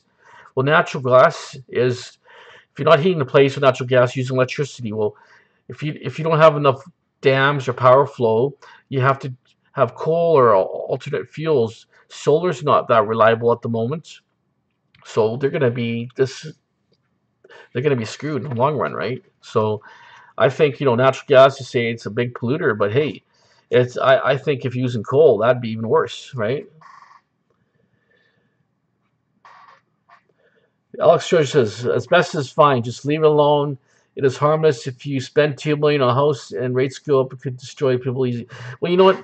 That's the funny thing. But I kind of don't want to do asbestos because I did a job, right. Basically, the guy told me it's worth 4.6 million. The house is a piece of crap. The asbestos job is $2,000, just a cheap job. But it's trying to deal to people and nickel and dime you. It took me like it was just a hassle. Like you know, that's one guy. At least this guy didn't argue with the price, but you get these guys where, your cost is 10,000 and they want to pay you 5,000. Well, does that make sense? I mean, if it's cost you 10 grand and they don't, but if that house is 4 million, they'll give you 4.5 million. You know what I'm saying? They'll give you more. They were paying 500,000 over asking. A lot of people do what they do is they put the house 50 or 100,000 less, and then taking offers. So that end up going the way it's skyrocketing. So it's just the prices are ridiculous, right? But when it comes to really work, it doesn't work. Alex Treasure Hunter says, "Damn, I wish you listened to my dad. He told me to buy those condos 75,000 when I was 17. That was insane." And yeah, downtown Toronto now we're 2.5 million. So it shows you can understand when you were 17, you had the opportunity. But at 17, 75,000, that's a lot of money. Even when I was young, 100,000. I remember when I was 20 years old, houses around 450. A guy sold a house. Everybody bragged, 450. Wow, it was a big house. It was a big property. And a guy came from Asia and bought a suitcase with $450,000 cash. And what ended up happening is that the guy was panicking. He never seen that kind of money. He didn't know if it was real or not. At that time, there was no laws about bringing money in or any amounts of money, right? So they were bringing suitcase loads from China to buy our property up. But I'll tell you, and we thought 450. That's crazy. And now that house, that property, never mind the house, is worth probably three or 4 million now. The land. So now, if you tear that house is a tear down now, even though it's say 25 years old, 30 years old, it's a tear down. So what they'll do is they tear it down. They'll build a house there to be over 6 million now, right? They spend 1 million and they're making 1.5 million probably to build because they build high luxury homes here, lots of marble, and they put the double kitchens in there, full state-of-the-art bathrooms. So, but I'll tell you, it's just amazing how things evolved in pricing here. But yeah, well, like I say, of course, CMOS is rid of waste. Yeah. I remember I did a job one time. I was in Vancouver. It was a beautiful home. It only had two bathrooms, but heritage house, fully renovated, $100,000 kitchen, fully furnished bathroom. Basement had a super entertainment system. It had about 25 pot lights. I phoned my builder and say, "Hey, what's the address? Do I have the right house?" He said, "Oh yeah, it's the right house." Okay. So anyways, I felt bad. I'm taking a fully renovated, beautiful home and smashing it apart with the hammers, looking for asbestos to make a proper report. So before they tear it down. So anyways, it was that time it was minor asbestos, maybe duct tape or something in some floors. It wasn't too bad, right? So I did the drywall removal. Just I helped the builder out at the time, and there was even I smashed $100,000 cabinets apart with a hammer, like that kind of. Just that was ridiculous. That just made me feel bad. But I ended up watching a news hour, and this particular house that we worked on was on a news hour. It was owned by a wealthy person that influenced Vancouver, like it was like a Woodward's guy or somebody who was super influenced, right? And I just like couldn't believe I tore it apart. Hey, Chris from the Ring Fire is Chris Turner. Yeah, I'm still alive, still here, still streaming. Got 5 people watching. It's working good, but lot of talking, but not a lot of questions. So I'm hoping to get more questions here. I was hoping if I set the events, I'd set my events calendar on, but never really notified anybody before, so I'm not sure how that works. But I thought maybe I could notify guys 2-3 hours before my stream so I can actually have people coming on. But anyways, it's working. But yeah, like I say,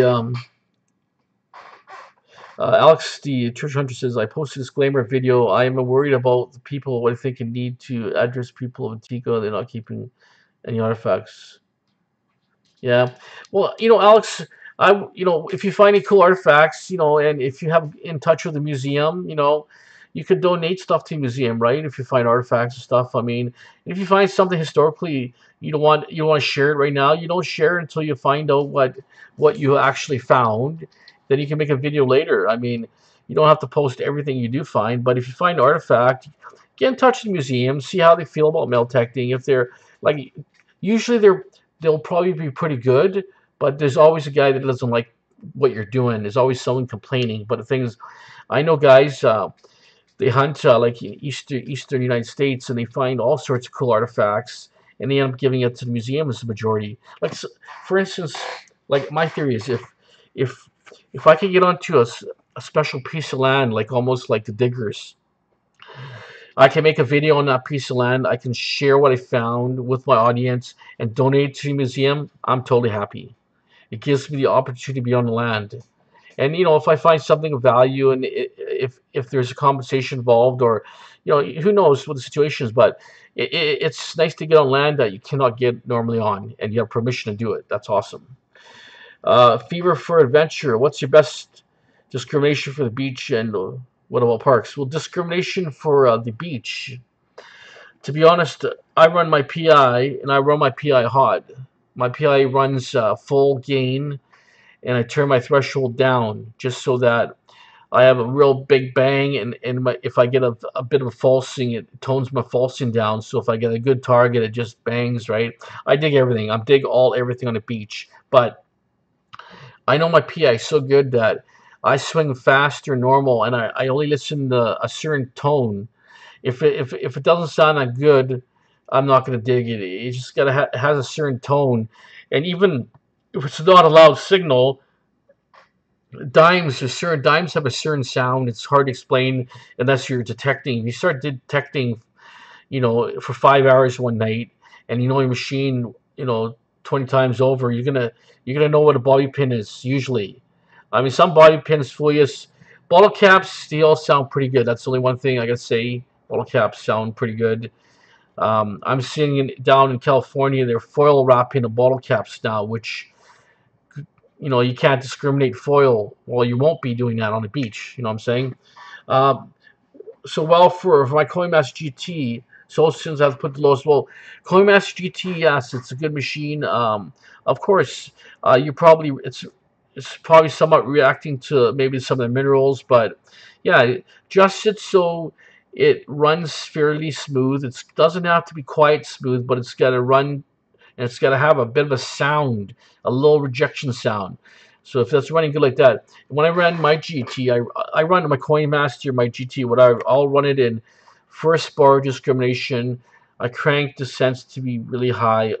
If it's a little bit poppy, it bounces too much, I'll bring a couple bars back, or I'll bring a 1 bar back, but I always run first discrimination. I find I'll dig everything at first discrimination. You don't lose your gold. You may lose a little bit of new money. I don't care about, a new quarter or something new, but I still get 80% of the new money, so I'm happy about that. So, uh, okay, CMOD says if you find an artifact, do you get a piece tried for cleaning the beaches or what? Let's see what he said here. If I find one. Yeah, I'm not sure your CMOD's question there on that. Maybe you can rewrite that for me. Oh, and the Fever for Adventure says his GT doesn't have and no difference from salt mode or beach mode to regular mode, but maybe you just didn't notice it because your machine is running wonky, right? But it may have ran a little smoother. Maybe the dry sand is different than the wet sand, so you got to remember that. So usually machines will run the dry sand. That mode will probably work more in the wet type saturated sand. So just that mode still may work, but you just didn't notice it in your conditions, right?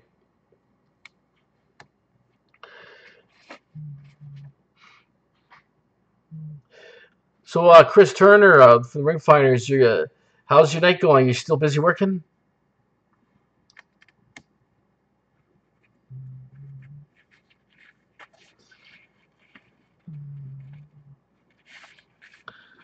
But yeah, like I say, just gotta know your machine.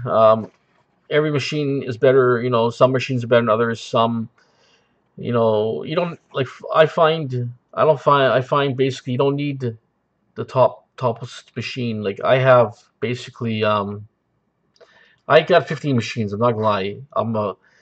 I'm somewhat a machine hoarder. I got so many. I sent you my list here when I first opened up of what machines I've owned, and I still own most of them. I sold some of the older ones, but I got, like, say, I got the 3030 and E-Track. These are really top machines. Um, I still have those. E-Track's really good. The 3030 I haven't used. I used it for a while to start, but never used it for the water. So I'm just holding that for the water just in case my Excalibur breaks down, because I know 3030 is working really good on the East Coast beaches, especially California beaches. So it's a fairly pricey machine, but I find the Coinmaster is about a $200 machine. Um, that machine does find so much. I found more gold with my Coinmaster than I found with my E-Track. And the first day I took my Coinmaster out, you can see my video, I did a field test. I found it was actually a 24 karat gold, because when I ended up scrapping the gold later, it ended up being a 24 gold carat ring.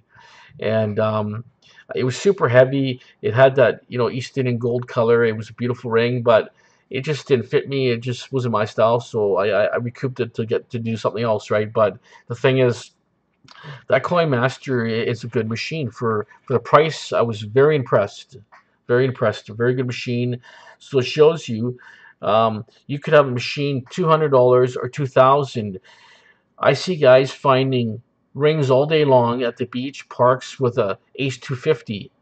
Guys are going to England and finding 2,000-year-old hoards, especially kids and people with no experience in metal detector, finding hoards in fields with the cheapest metal detector around. My buddy found a $5,000+ gold ring, a Cartier gold ring with a diamond worth over $5,000, a bounty hunter. So hey, doesn't matter what you're using. It's the time you spend. It's patience, knowing your detector. So you might have a limit of 6 inches on your metal detector, but if you tune it so good, the way it performs, that's going to give you very good performance for the capabilities. But you could take a $2,000 machine, and if you don't have any capability experience, you're not going to find that you're not going to do it's not going to work for you. You have to know your machine. You don't set it properly, or if you're over discriminating, you're losing a lot of targets. These cheaper machines, the discrimination is a lot poorer, but they're finding killer items because they're digging everything. So that's the key thing: is dig all, and you're going to find lots of jewelry. So Chris was saying, I'm home getting ready to go back to work tomorrow. How's night going? Well, night's going fine, pretty good. Uh, Not too bad. Chris from the Ring Fire says, nice low tide Friday morning. Just trying to figure out what beach to do or what to go to. You know what? I know Friday, Saturday. well, Saturday a lot of guys want to go. They're going to be going to English Bay, a couple guys, but you don't know. I mean, they're all gonna. White Rock is very interesting. You know, even Spanish Banks is interesting, right? We don't know where to go, right? I think whatever you think catches your eye, try it. I guess.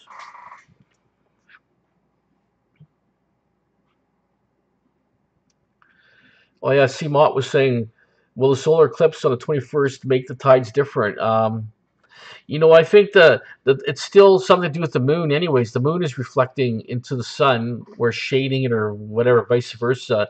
So all tides are affected by the moon. So high and low, like full moons, the tide changes, right? So sure there'll be effect of some ways, but it'd still be known effect on the timetables, right? Um, Adesic, hi from Bosnia. Hey, how are you doing from Bosnia? Nice that you came on to my chat. Glad to see you. I just want to say I really enjoy your water hunting videos, and I'm glad you're one honest guy that comments a lot, and I really appreciate it. Thanks for commenting on all my stuff there from Bosnia. Great. Have a awesome.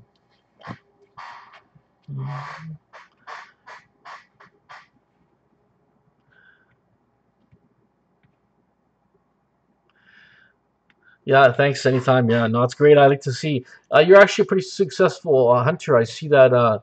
Like you say, you get dedicated in there, and you find a lot of jewelry. And that, like you say, um, you're not always finding gold, but you are finding gold. Like it's hit and miss with this hobby, right? It depends on your conditions, as you know, if you hunt a lot. Chris Turner from Ringfinder says, "Welcome, Bosnia." He says, "Welcome to you." So you know what? How it is? It's basically.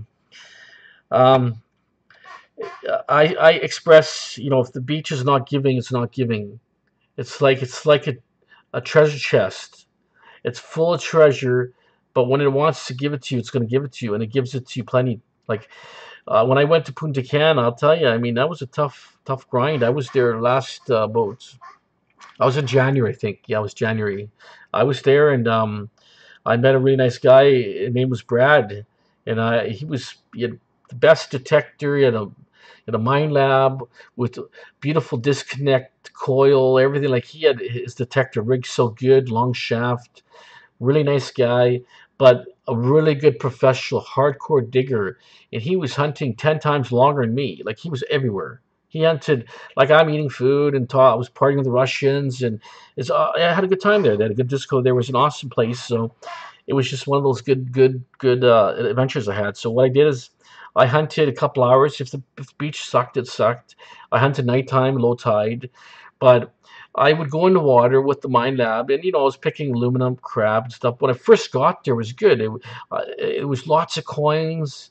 I did get what did I get? A gold ring, a silver cross, some junk jewelry, lots of coins. But Brad was telling me that what happened was the tides were really rough. There was a storm, and he says he learned a lot because when the sea is calm, there's no targets. The beach is dead.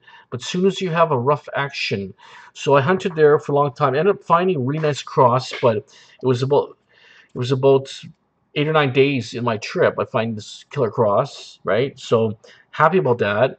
And then I did find a gold ring, but about 2 days before I was leaving my trip, the beach really opened up. It was getting rough. I was using the mine lab, and I was hunting the slope here, and I was getting lots of. They parked all their fishing boats there, and they were always running up the shore and landing their boats there. I was getting lots of stainless steel nuts and bolts and washers, but it was interesting, right? So, but I hunted that same slope. There was not a signal there, but since the tide was really rough, moving around, that whole bank came to life. It was full of stuff. Full of coins, but no jewelry. I did get one junk ring, but all that slope area were producing coins. But 2 days before that, I didn't get one signal. So it shows you if the oceans are not pounding the shoreline, you're not gonna. It's not there. It's there, but what it is maybe 50 feet in the water, real deep, or beyond metal detecting reach. But once, my feeling is. A lot of the jewelry sits in the little troughs, real deep because the trough is really soft, and so when a tide gets really rough, the stuff gets shot up that trough, up that slope, and it gets stuck on that slope. So the density materials, the heavy materials, don't fly as much. The aluminum flies further. That's why lots of aluminum falls to the dry sand, and behind the dry sand you find your coins. You'll find your coin line is all coins, and above your coin line you find aluminum. And if you go a little bit lower than the coin line, you might find a gold line. You may find 4 or 5 rings lined up. It's true. I've seen that. I've done that before. CMOT says, Treasure Hunter, do you speak another language? No. Actually, my parents were actually born from Hungary, so everybody I know is, I talk to guys like I was in the United States, say, hey, are you from Newfoundland? I said, no. See, I talk too fast. Well, that's the way I talk, right? But no, I don't speak another language, sorry. But um, just basically born and raised in Vancouver and so on. But anyways, like I say, if people know coin lines that Rick, and I mean, Chris Turner really knows coin lines. I mean, sometimes you could hunt the low sand, dry sand, hunt for miles, not a signal, and you can work that line and pull 100 coins and the odd ring. I've seen it. It happened to me. I remember I was with my friend Jerry, and it was raining like crazy. He's hunting for about 3 hours, and it was really weird. You would never believe this. I had my PI Pro, White's PI Pro, and Jerry's was it looked like a wet noodle being all washed down by the rain. He had his rain gear on, but all wet, right? So I'm sitting there, I'm detecting like a triangle basically around Jerry. I found 3 gold rings, I found a silver ring, and within 1 hour, just like bang, bang, bang. And then all of a sudden, I find one object, I pull it out, it's a chain, and I see a ring hanging off the chain. It's a gold chain, 14 karat with a diamond ring. It was a kid's type small ring. It's Australian. It's an AU 585, right? But 4 gold items and a silver ring, one in 1 hour's time around him, and he hunted that whole area. So I'm not saying I'm better than him. I'm saying there's lots of luck involved, and sometimes you do the right moves. You turn your detector the right angle, you twist the right way. I did the same thing to Chris Turner. If you ask Chris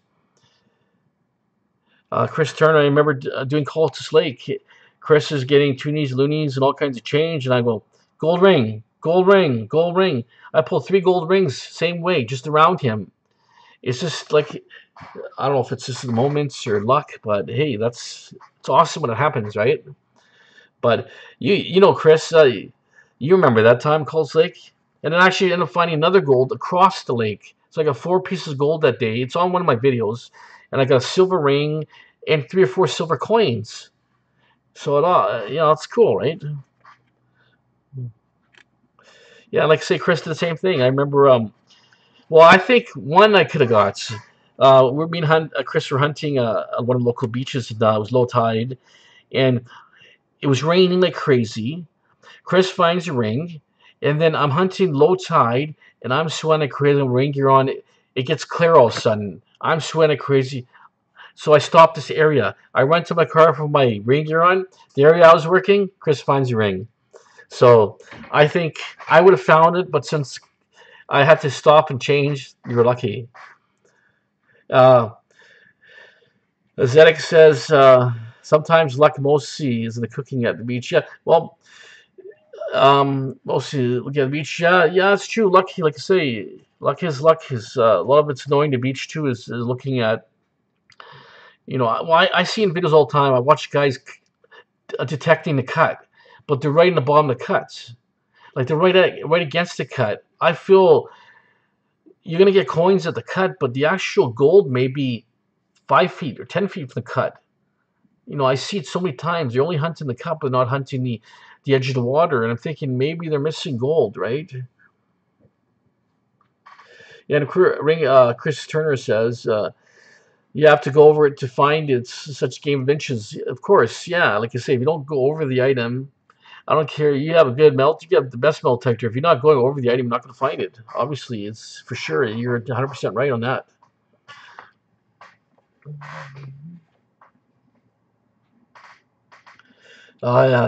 It was raining. I'm not joking on it. You asked Chris. It rains. Like I had heavy rain gear on. It felt like my back was getting sore.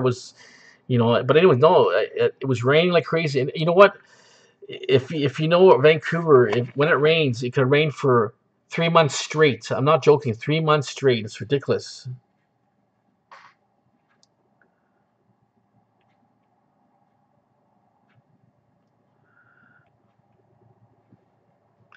Yeah, yeah. No, here it's when the weather sucks. It sucks. I remember here.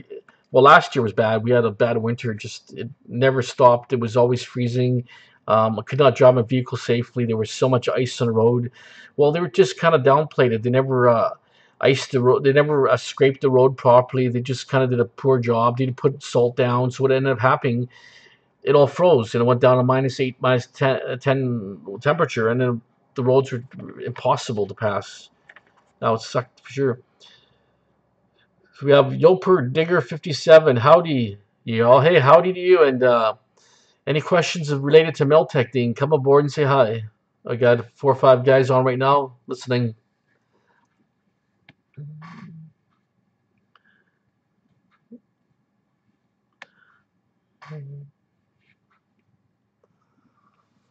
Yeah, like I say, it's a good hobby. Like I say, like that keeps a lot of people. Like if you watch these guys, I watch Max out there in North Carolina.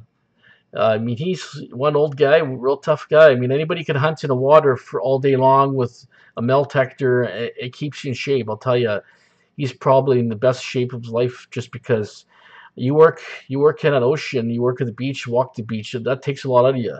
I remember going to Punta Cana and like I am overweight. I'm not gonna say I'm in shape, but the thing is, I mean, you're dealing with 100-degree temperature there, and you're digging it's so hot for one thing. Then you have a really aggressive surf. It's pounding you crazy. I'm in the water for 2 3 hours. I feel like I could eat it. I feel more tired than working 8 hours at work. It just feels like someone kicked the hell out of you. So when I went the first time to Canada, I mean, I just 2 3 hours, I was dead beat. I could not do it. It was just ridiculous. But so I changed my game plan when I went the second time. Um, the beach wasn't as aggressive. It was okay, but it didn't pound like the first time. So I'm thinking I wanted, calmer water. But to be honest, calmer water wasn't good. I did more better with the rougher water. So now I'm thinking when I go back, I'm going back to the same side I did in the first place. I'm hoping it's going to be rougher because I'm going during a hurricane season. It's going to be late October, so I'm hoping it's aggressive. It's going to be very aggressive. I'm hoping it's stormy. I don't care about sun. I'm there for rough seas, right? So if it's really rough, it'd be awesome. So we'll see what happens.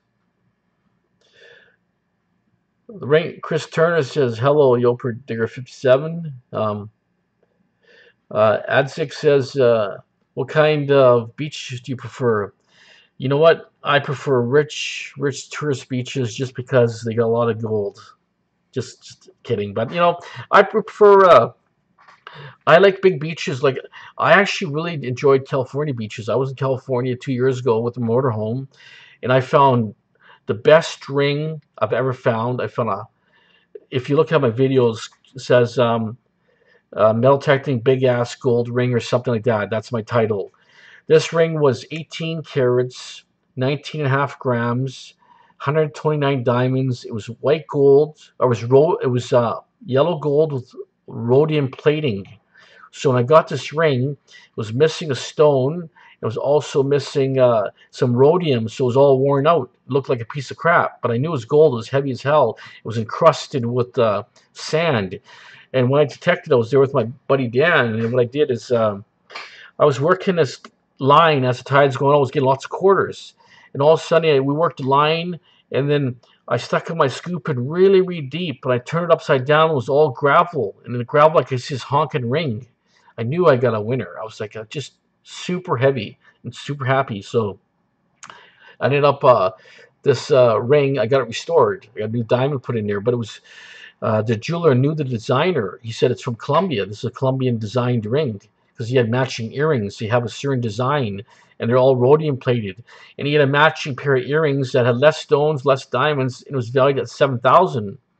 So we kind of estimated 2.5 carats around $10,000 ring. So my best ring ever was from California, And that ring, like I say, those beaches are awesome. They're big and long, and I could hunt there freely. I could do video. You're not cramped with people. You could have 1,000 people on a California beach. It looks like there's only 50 people on our beach. It's just so big, and it just California is awesome. If you ever get down to California, it's great. Yeah, no problem, Seema. The insight about stormy beaches. Yeah, ideally stormy beaches. Anytime we have a big wind, very high tides, very low tides. These are the when the sand moves the most. High and low tides and storms and big winds. So wherever you see if the wind is really windy and you're near a beach, depends how the wind can either bring all the dirt in, the sand in, or take it out. If it brings too much sand in, it sands your beach in. So the beach has to hit on an angle, almost like a riptide. It forms a riptide where it throws all the sand away and it actually erodes and does a cut. But if you look at our beaches, if you live, in our area, like say for instance, White Rock. You probably know White Rock. White Rock, you don't see much aggression there. It's just a really slack tide. Might be a little bit of wind once in a while, but if you ever watch that beach, it changes every other day.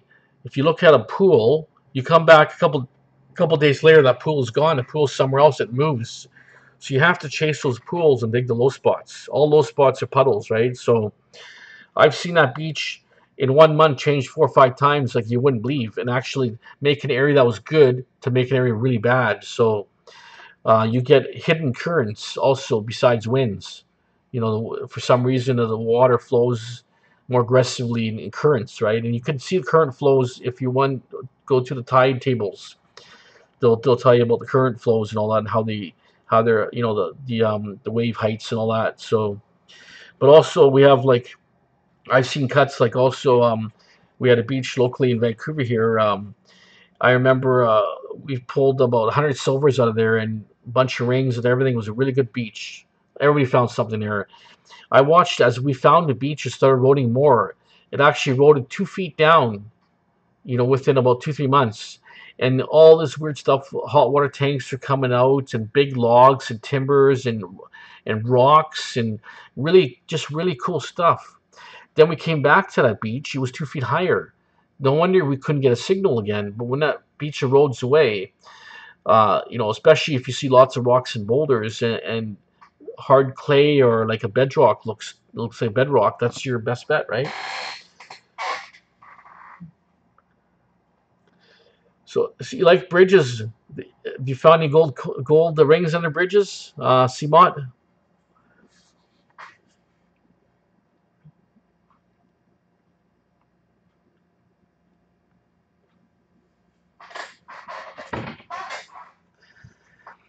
Bridges are good. You're talking about bridges, or you're talking about like dock areas? Docks are pretty good. Where people fish, you're always fishing, throwing stuff out. People throwing stuff in the water. It's always good locations.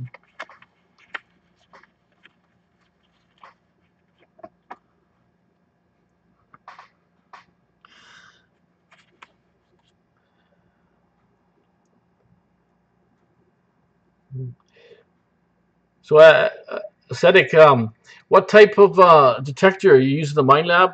What's your best machine, and what is your sand scoop? Your best normal sand scoop? When you do the hunts?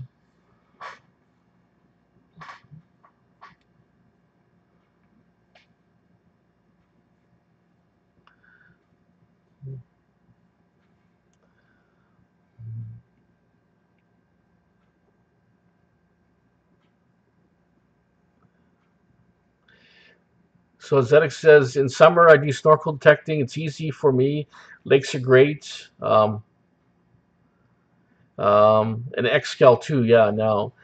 Yeah, I have also, like I say, I have the XScale 800 with the blue tube, and I have the original blue headphones. I have an XScale 1000. I have a blue one, and also have the two. I found somehow I preferred the older one over the newer version. I'm not sure if you ever had the older one, but I found it just had a better target response to variations of sounds. I'm not sure if you ever tried the older one. So you have that Ukraine sand scoop. I think you're saying it's not a brand. It's the one you can order from Ukraine. It's like a starver. I imagine like a starver, right?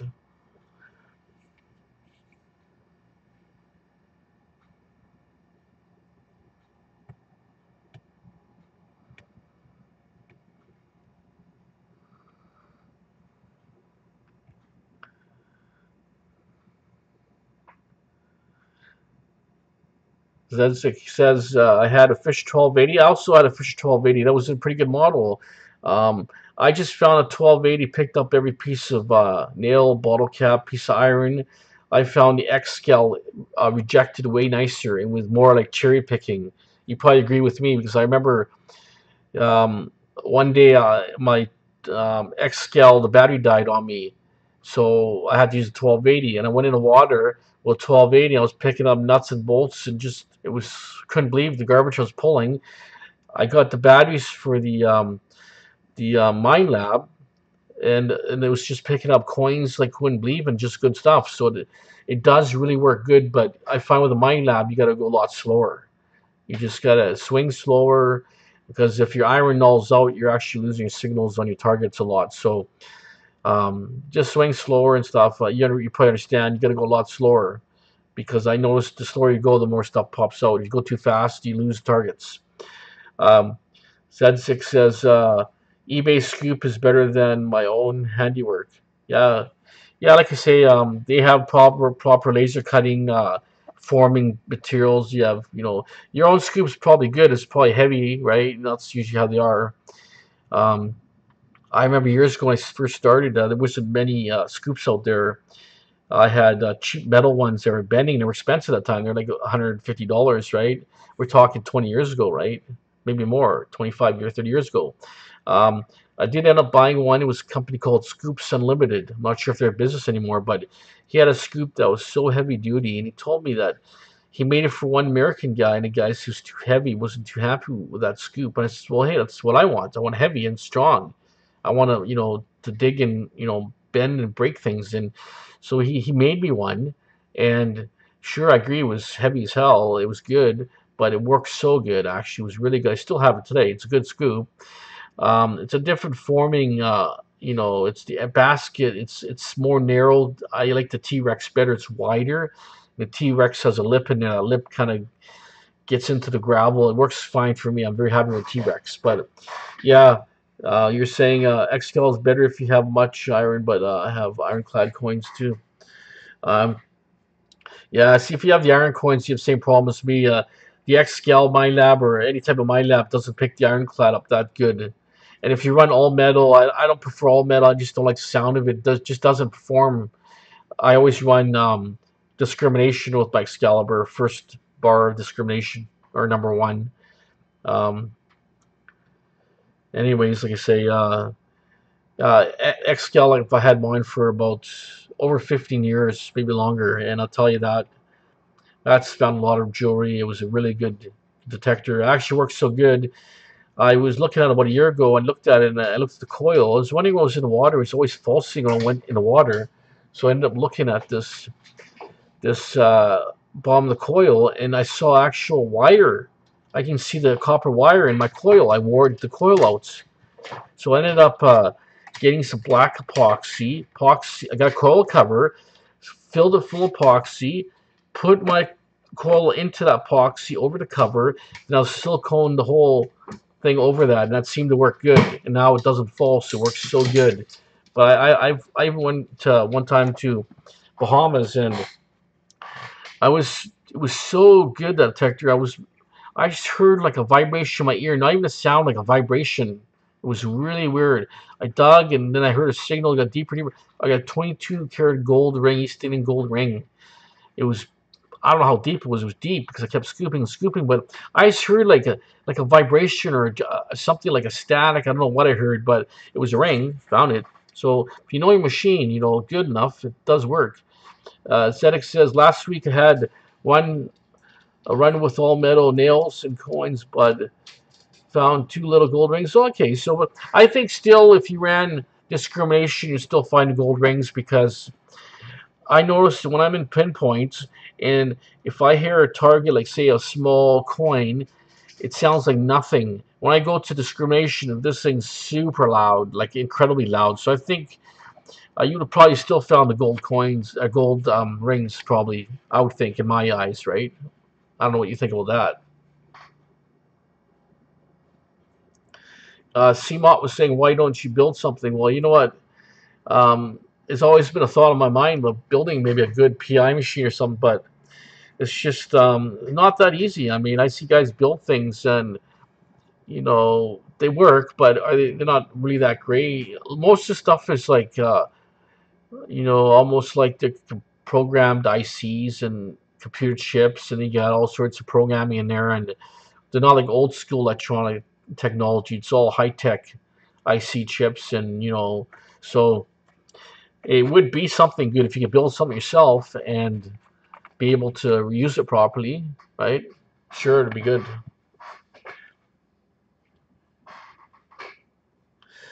CMOT was our frequency, radio frequency. Yeah, well, it is a frequency, of course. Especially if you got you're running 12 kilohertz, 15, 18. I mean, I don't know what's better, but it's all pretty low frequency. But I know like the older ones, like the BFO, beat frequency oscillator they had, and they also had the what was the other one? Well, they had the multi frequency, the VLF. They had the different PIs, but what was the other? There's another one they had, another technology. Oh yeah, transmit receiver. So they had a transmit signal, receive back, right? TR. So they had about 5 or 6 generations of different type of metal detector technologies, right? But I think today most of it's programmed on ICs. If you ever look at some of these detectors, they're pretty complicated looking things in there. You don't know what they are. I don't know what they are. They're not like transistors or resistors. They're like multiples of things. Um, 5G, I'm not sure what 5G phone or 3G, 5G, I'm not sure. But at ZX, my first two detectors DIY, PI Surf, PI Pro, and TGSO, TGSL. Well, I'm not sure what the TGSL is, but the PI Surf Pro is pretty good. I had a PI Pro. Well, I had a good one. I picked up in a paper, right? And it works so good. The first time I was introduced to a PI, we're talking about 5 years ago, and it was so good. I found about 15 rings over the winter. More of them were gold. I found platinum. Really good. Then I ran into some problems. There was a crack in the back. So I didn't know about it. So the repair guy fixed it, and then it started leaking. And ever since the guy worked with it, it never was the same. I never had the same performance. I don't know what happened, but um, so I was very disappointed in that. So now I'm sticking more with the dual field, and even the dual field last one I had a problem with it. I left it on top of my car. It was left on for 3 days straight on my car. I was driving around, had a Thule top on my car. So for some reason, it must have been overloading on my car. So it somehow worked, but it didn't work properly. So I sent it in there, and ever since that, it just never worked the same. So I ended up trading it off and ended up picking up another dual field. So I was just disappointed. Just you don't know. Yeah, the Tesoro. He said. Zedek said. Tesoro Gold, something lights. Yeah, those Tesoro. Yeah, the Tesoro Lobo, and the Tesoro. Those ultra lights or micro lights are called where they are. Some of those are not bad. Like say, or the Sand Shark. I'm not sure if you ever tried a Sand Shark for the PI. Some people say it's pretty good. I'm not sure. Oh, you said you had a problem with waterproofing. Oh, yeah. Well, that's kind of the key thing is some of these machines. Like I had recently, I had my PI Pro weighted coil. I took it into fresh water, used it for 2 days in the water. Then I turned it on. It was in Okanagan. It sounded a little bit wonky, sounding like it. It's kind of a little screechy, right? And then I ended up not using it, and then used it the next day. And I took it to another lake, and it would just made a screechy noise. It was detecting, it was falsing, and I thought, hey, my batteries are shot because I put a battery test, and what happened was, I was the battery test was wonky and wobbly. So what I did is took it apart, and it was half full of water. I couldn't believe it. I was like disappointed. It's full of water. Like, how's that possible? I checked the seal. I checked everything for so something between the controls, the cables are leaking into the PI Pro. So, anyways, it's been sitting for about a week. I'm drying it out right now, but I need to get that fixed because it did perform pretty good.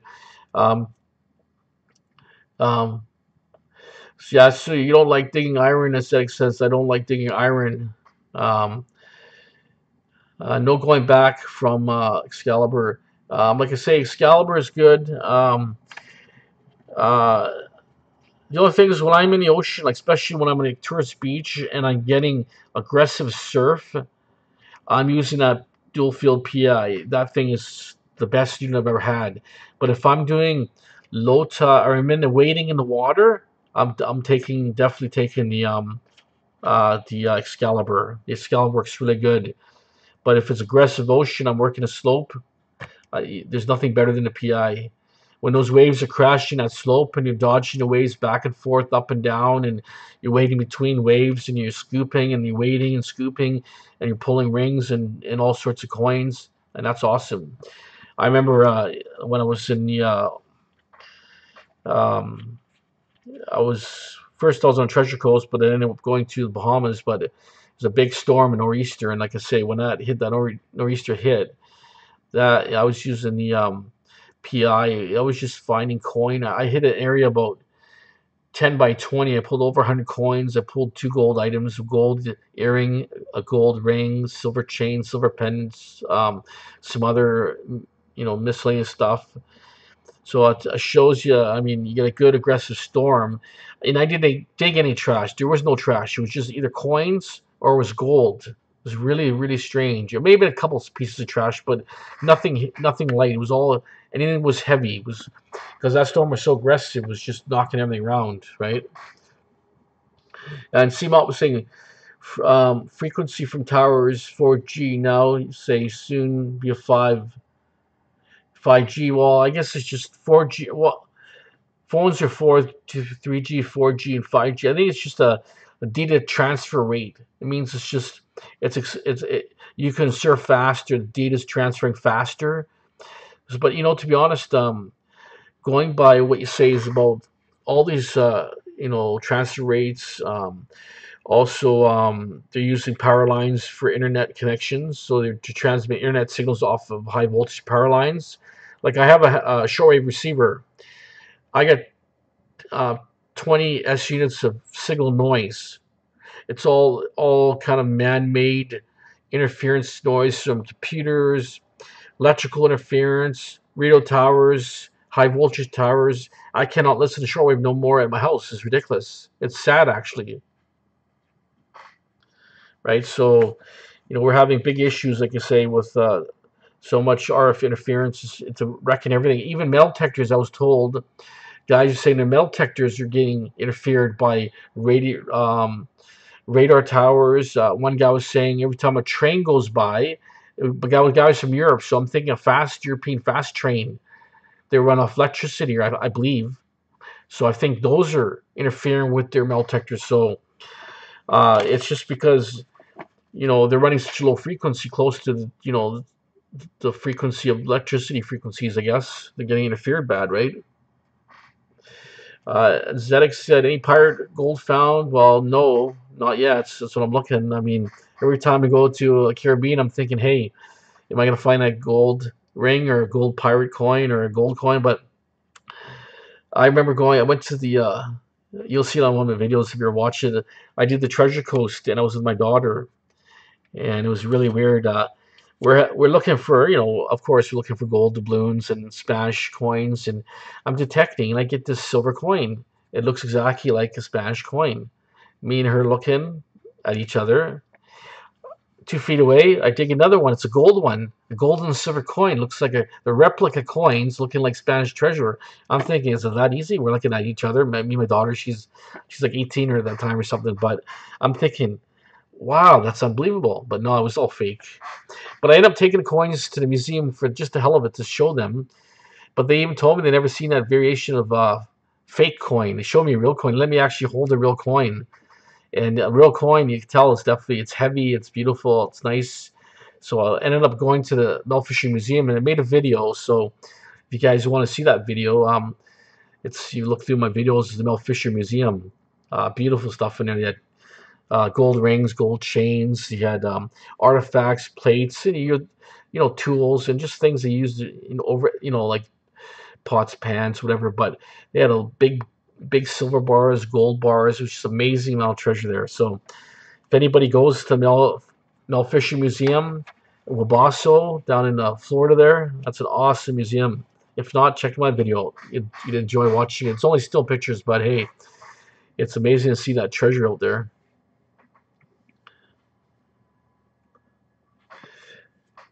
Zedek, so what's the best? You found any medieval rings where you live in Boston? Anything like medieval type jewelry? Anything really cool or gold coins or something awesome?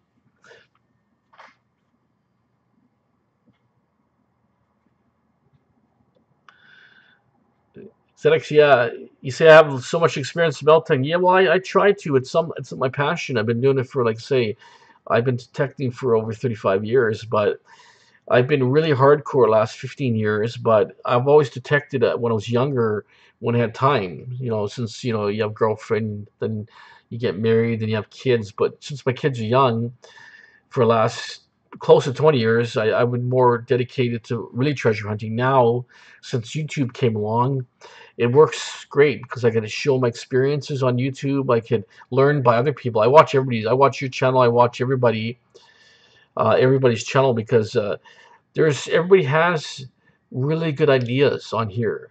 Like I don't know everything. Like I know what I know through my experiences, but I see guys doing, making things or detecting a certain way, finding things. YouTube is awesome, really great. If you want to know about anything, just look at a bunch of videos and see which video is right, and just do it. Watch it.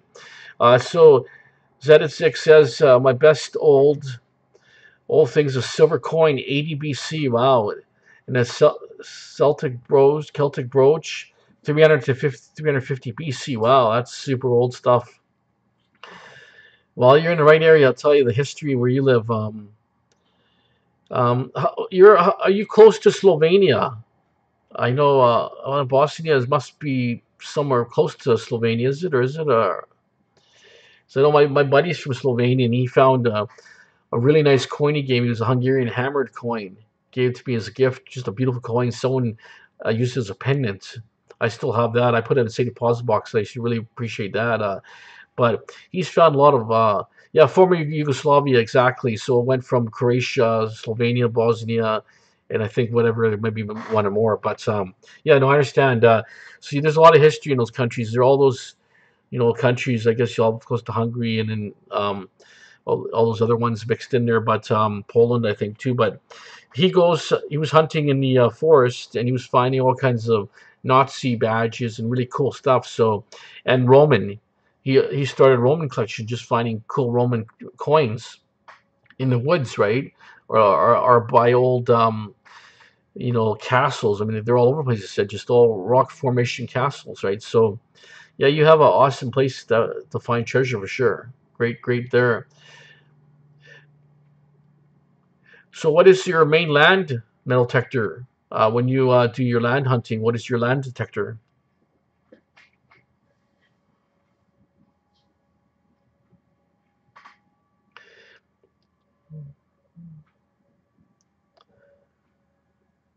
Yeah, for sure. You got lots of cool history there. Um, like I said, there's so much history. There's like say every time frame and I like to be honest, medieval is pretty cool history too. You find lots of medieval coins. I find them pretty cool too, and the artifacts that go with it. So Zedzik's running the Technetics G2. I think my buddy was using the F75, I believe, Fisher, and he found it to be pretty good, not bad performing. So he just moved to Vancouver recently, so I'm gonna have a talk with him soon, find out details of how his experiences went, and then maybe I can share them with people here too. Um, yeah, you used to have Zedzik said that's old white 600 Di Pro SL. Yeah, you know, those old whites were pretty good. I had the 6000 series too, which is probably older than that one.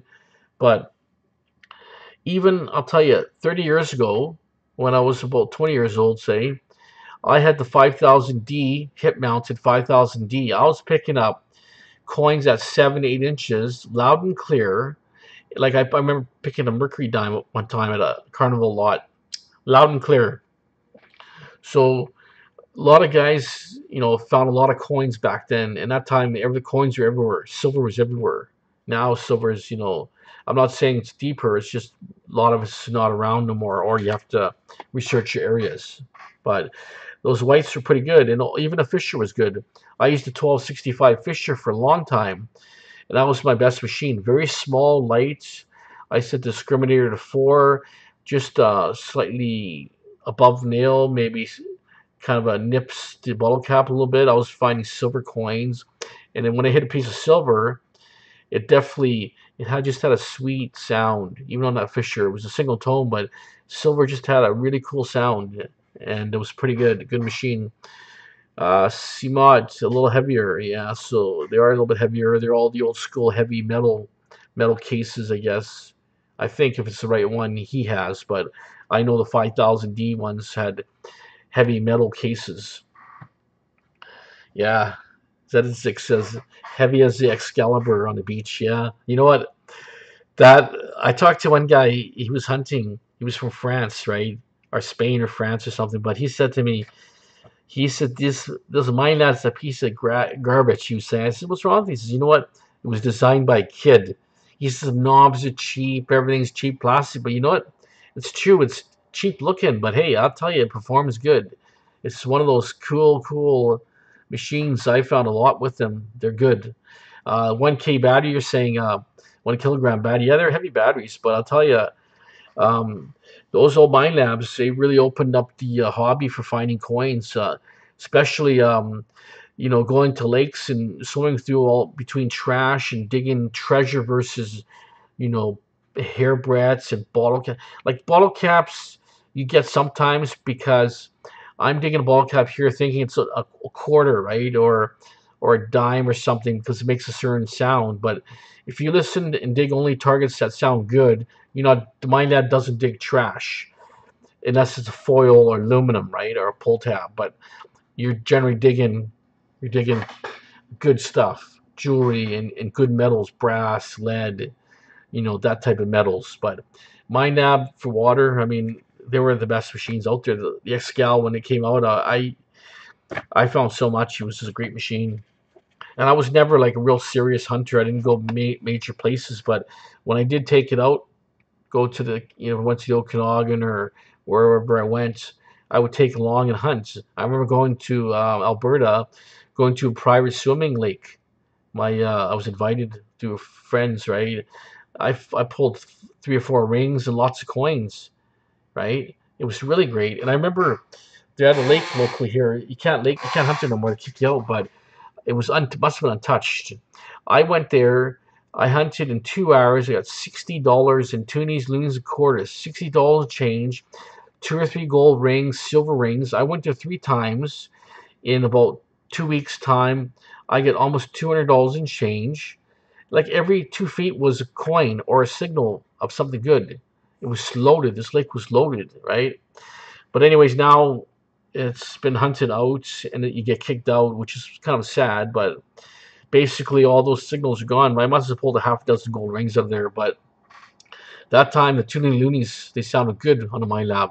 Today's Tooney Loonies, they sound like garbage. You know, and you cannot not even detect them. Basically, it's just too much iron, right? But anyways, yeah, that's how it is on products getting cheaper and cheaper, right? If you know what I mean. Z6 says that is right. You have to dig everything. A few weeks back, I had a 50 beer caps and 20 pull tabs all underwater. Yeah, like you say, you're getting a fair amount of trash. Like the last video I did, I worked a beach and there was just so much trash. I mean, it just everything I was digging is trash, but I was still getting good stuff, a lot of coins, but they're just beaches are littered. And same with Chris Turner's videos. Last video, he said there was like 60 pounds of trash there. 60 pounds of trash and that's like less than 2 weeks of hunting. And he's got 60 pounds of trash. So, we're actually cleaning the beaches up. I mean, beaches do get cleaned by beach cleaners, right? Some clean everything, some don't. Like our beach cleaners, when they go over a beach, they take everything. You'll only take a pull tab. But guys in the States are saying when they dig the beaches, the machines don't get the coins. But here they get everything. I remember doing the fireworks English Bay. Was beach cleaner went through there. There was not even a signal. I went the next day. It was clean. Not a signal. Not even a piece of metal anywhere. Prior to that, there's garbage bottle caps everywhere. So obviously, there's two types of beach cleaners: the ones that sift everything, and the ones that just take your top surface trash. And that's why when I went to the States, I was digging in California. I was digging quarters 15, 16 inches down. I guess they were beyond the reach of the normal metal detector. I was using the PI, and I couldn't believe I kind of gave up because there's just too many quarters. Like, there was quarters everywhere, and they were deep. And they were, I'm sure people metal detected in those beaches, but they didn't have the capabilities of the PI. So the PI will go a lot deeper. So I'm saying if you take your Excalibur and go side by side with a PI, PI goes way deeper. I've seen it. I have had both machines. I know, but the 3030 is supposed to be a pretty good machine. I'm not sure how good it is for depth, but it's supposed to be good. But I still think the PI always has an upper edge. Especially when it's really deep and right conditions, right?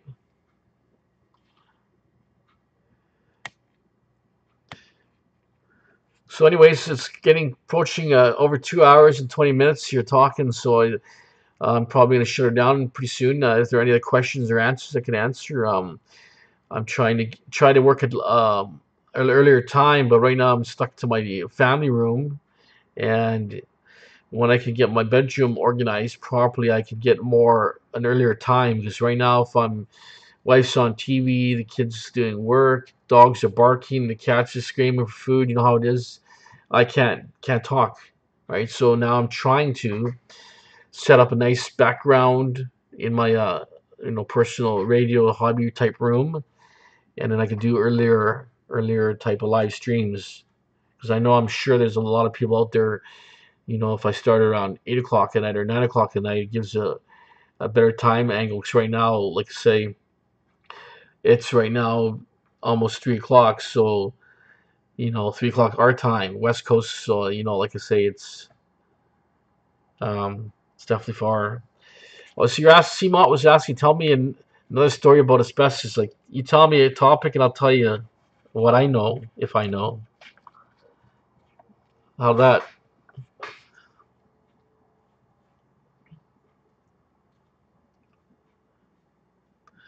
Yeah, with like say with asbestos, I can say. I mean, I had two crews going for at least 3 or 4 years. We did hundreds of houses, hundreds, big, small jobs. I did 60-story or 60 unit apartment buildings. I did commercial buildings. I almost had a school, but it was we're $20,000 difference in price. My price is dirt cheap, and he still wants to get me. My cost is close to 100,000. My cost, I told him 125,000. He wants to pay 100,000. So obviously, I'm not wasting my time for cost. So I figured I could do it in 3 weeks, but anyways, like I say, it ended up not getting that job, but it was good. But the deal was I would have got all the scrap, and there was probably 10,000 scrap there, but still doesn't guarantee me, getting that for the job either. So I never did, because the report was complicated. It said there was air cell debris in the crawl space. There's popcorn overspray on all the studs. Well, how do you know where it is and how much is behind here, right? So it was one of those deals where it was just too much fine print, and you could be cleaning, overspray for hours or days. You don't know. Is there overspray? Maybe there isn't. Maybe they just worded in there. Then he said all lead stacks has got to be checked for asbestos. Well, this one had dozens of washrooms. There's lead stacks went everywhere. They went into crawl space. So then one guy said, well, they can separate the machine. So, but the report never said that. You know how it is. You know, everything to do like overspray, like I was saying. Like it just came down to too many stipulations in what the engineer's report said versus what the contractor wanted me to do and what I wanted to do. So, but it was nice because it had these beautiful polished asbestos panels around the sinks. It looked like marble, like green marble, and you had it all over the place. It's beautiful stuff. You think it's marble, but it's asbestos board, highly polished, beautiful stuff. Right? And like I say, no, they wouldn't pay an extra. It was one of those you give them one price only, and the terms. I didn't like the demo guy because the guy scammed me for money before. So there's too many flaws in that thing. So I never ended the story. Never did that job. But anyways, I want to do it just because it was something I wanted to do. I like to have a challenge. I've done a lot of weird asbestos jobs. Boilers down to everything. I did a lot of weird special jobs, but I kind of prefer, like I say, doing the small jobs. It gets more to me. I like finding just going through old houses, finding junk and old stuff. And if I'm doing these big commercial jobs, I'm not seeing nothing of value to me. I like to get salvage older building materials. So my idea is the more older houses you get to, you have a chance of finding cool stuff, right? But are you do you have an asbestos company yourself, CMOD, or are you just working for an asbestos company? Because with being your own contractor boss, I mean, you just do. If you don't like a job, you don't do it. Like me, I don't. I only take jobs that I would do. I'm not going to put my workers in a crappy job. If I don't want to do it, I'm not getting my workers to do it. That's how I look at it. If I like the job, my workers do it. It's always like that. I seen jobs where I said no, I'm not doing the job. Forget it. Just because if you know about the asbestos removal and how some of these jobs are and how gross and bad these houses get from the homeless people, they just wreck up everything, right? So I figured no, pass, right? There's always some other job to do. Z6 says, yeah, asbestos dangerous. Yeah, it sure definitely could be asbestos. It could be dangerous. Yeah, I mean, basically, we're using proper equipment. We're using work safe guidelines to protect your workers and yourself, but it's nothing same. So Zedzik says they have a few mines close. Yeah, well, when they're mining, open pit mining, that dust you guys could be breathing that dust, just like Libby, Montana is the same. There's vermiculite, contaminated dust with asbestos all over the town. It's contaminated, and even in Quebec, they got an open mine in Quebec. Um, and the dust is still flying today. And even if you say the mine is closed for a long time, that mine still could be an open mine with that dust. The dust is airborne. Say if it gets windy, it goes everywhere. It goes city to city. It's airborne. The only way you can really eliminate it is fill it in. But sometimes these mines are miles and miles big. They're big craters, right?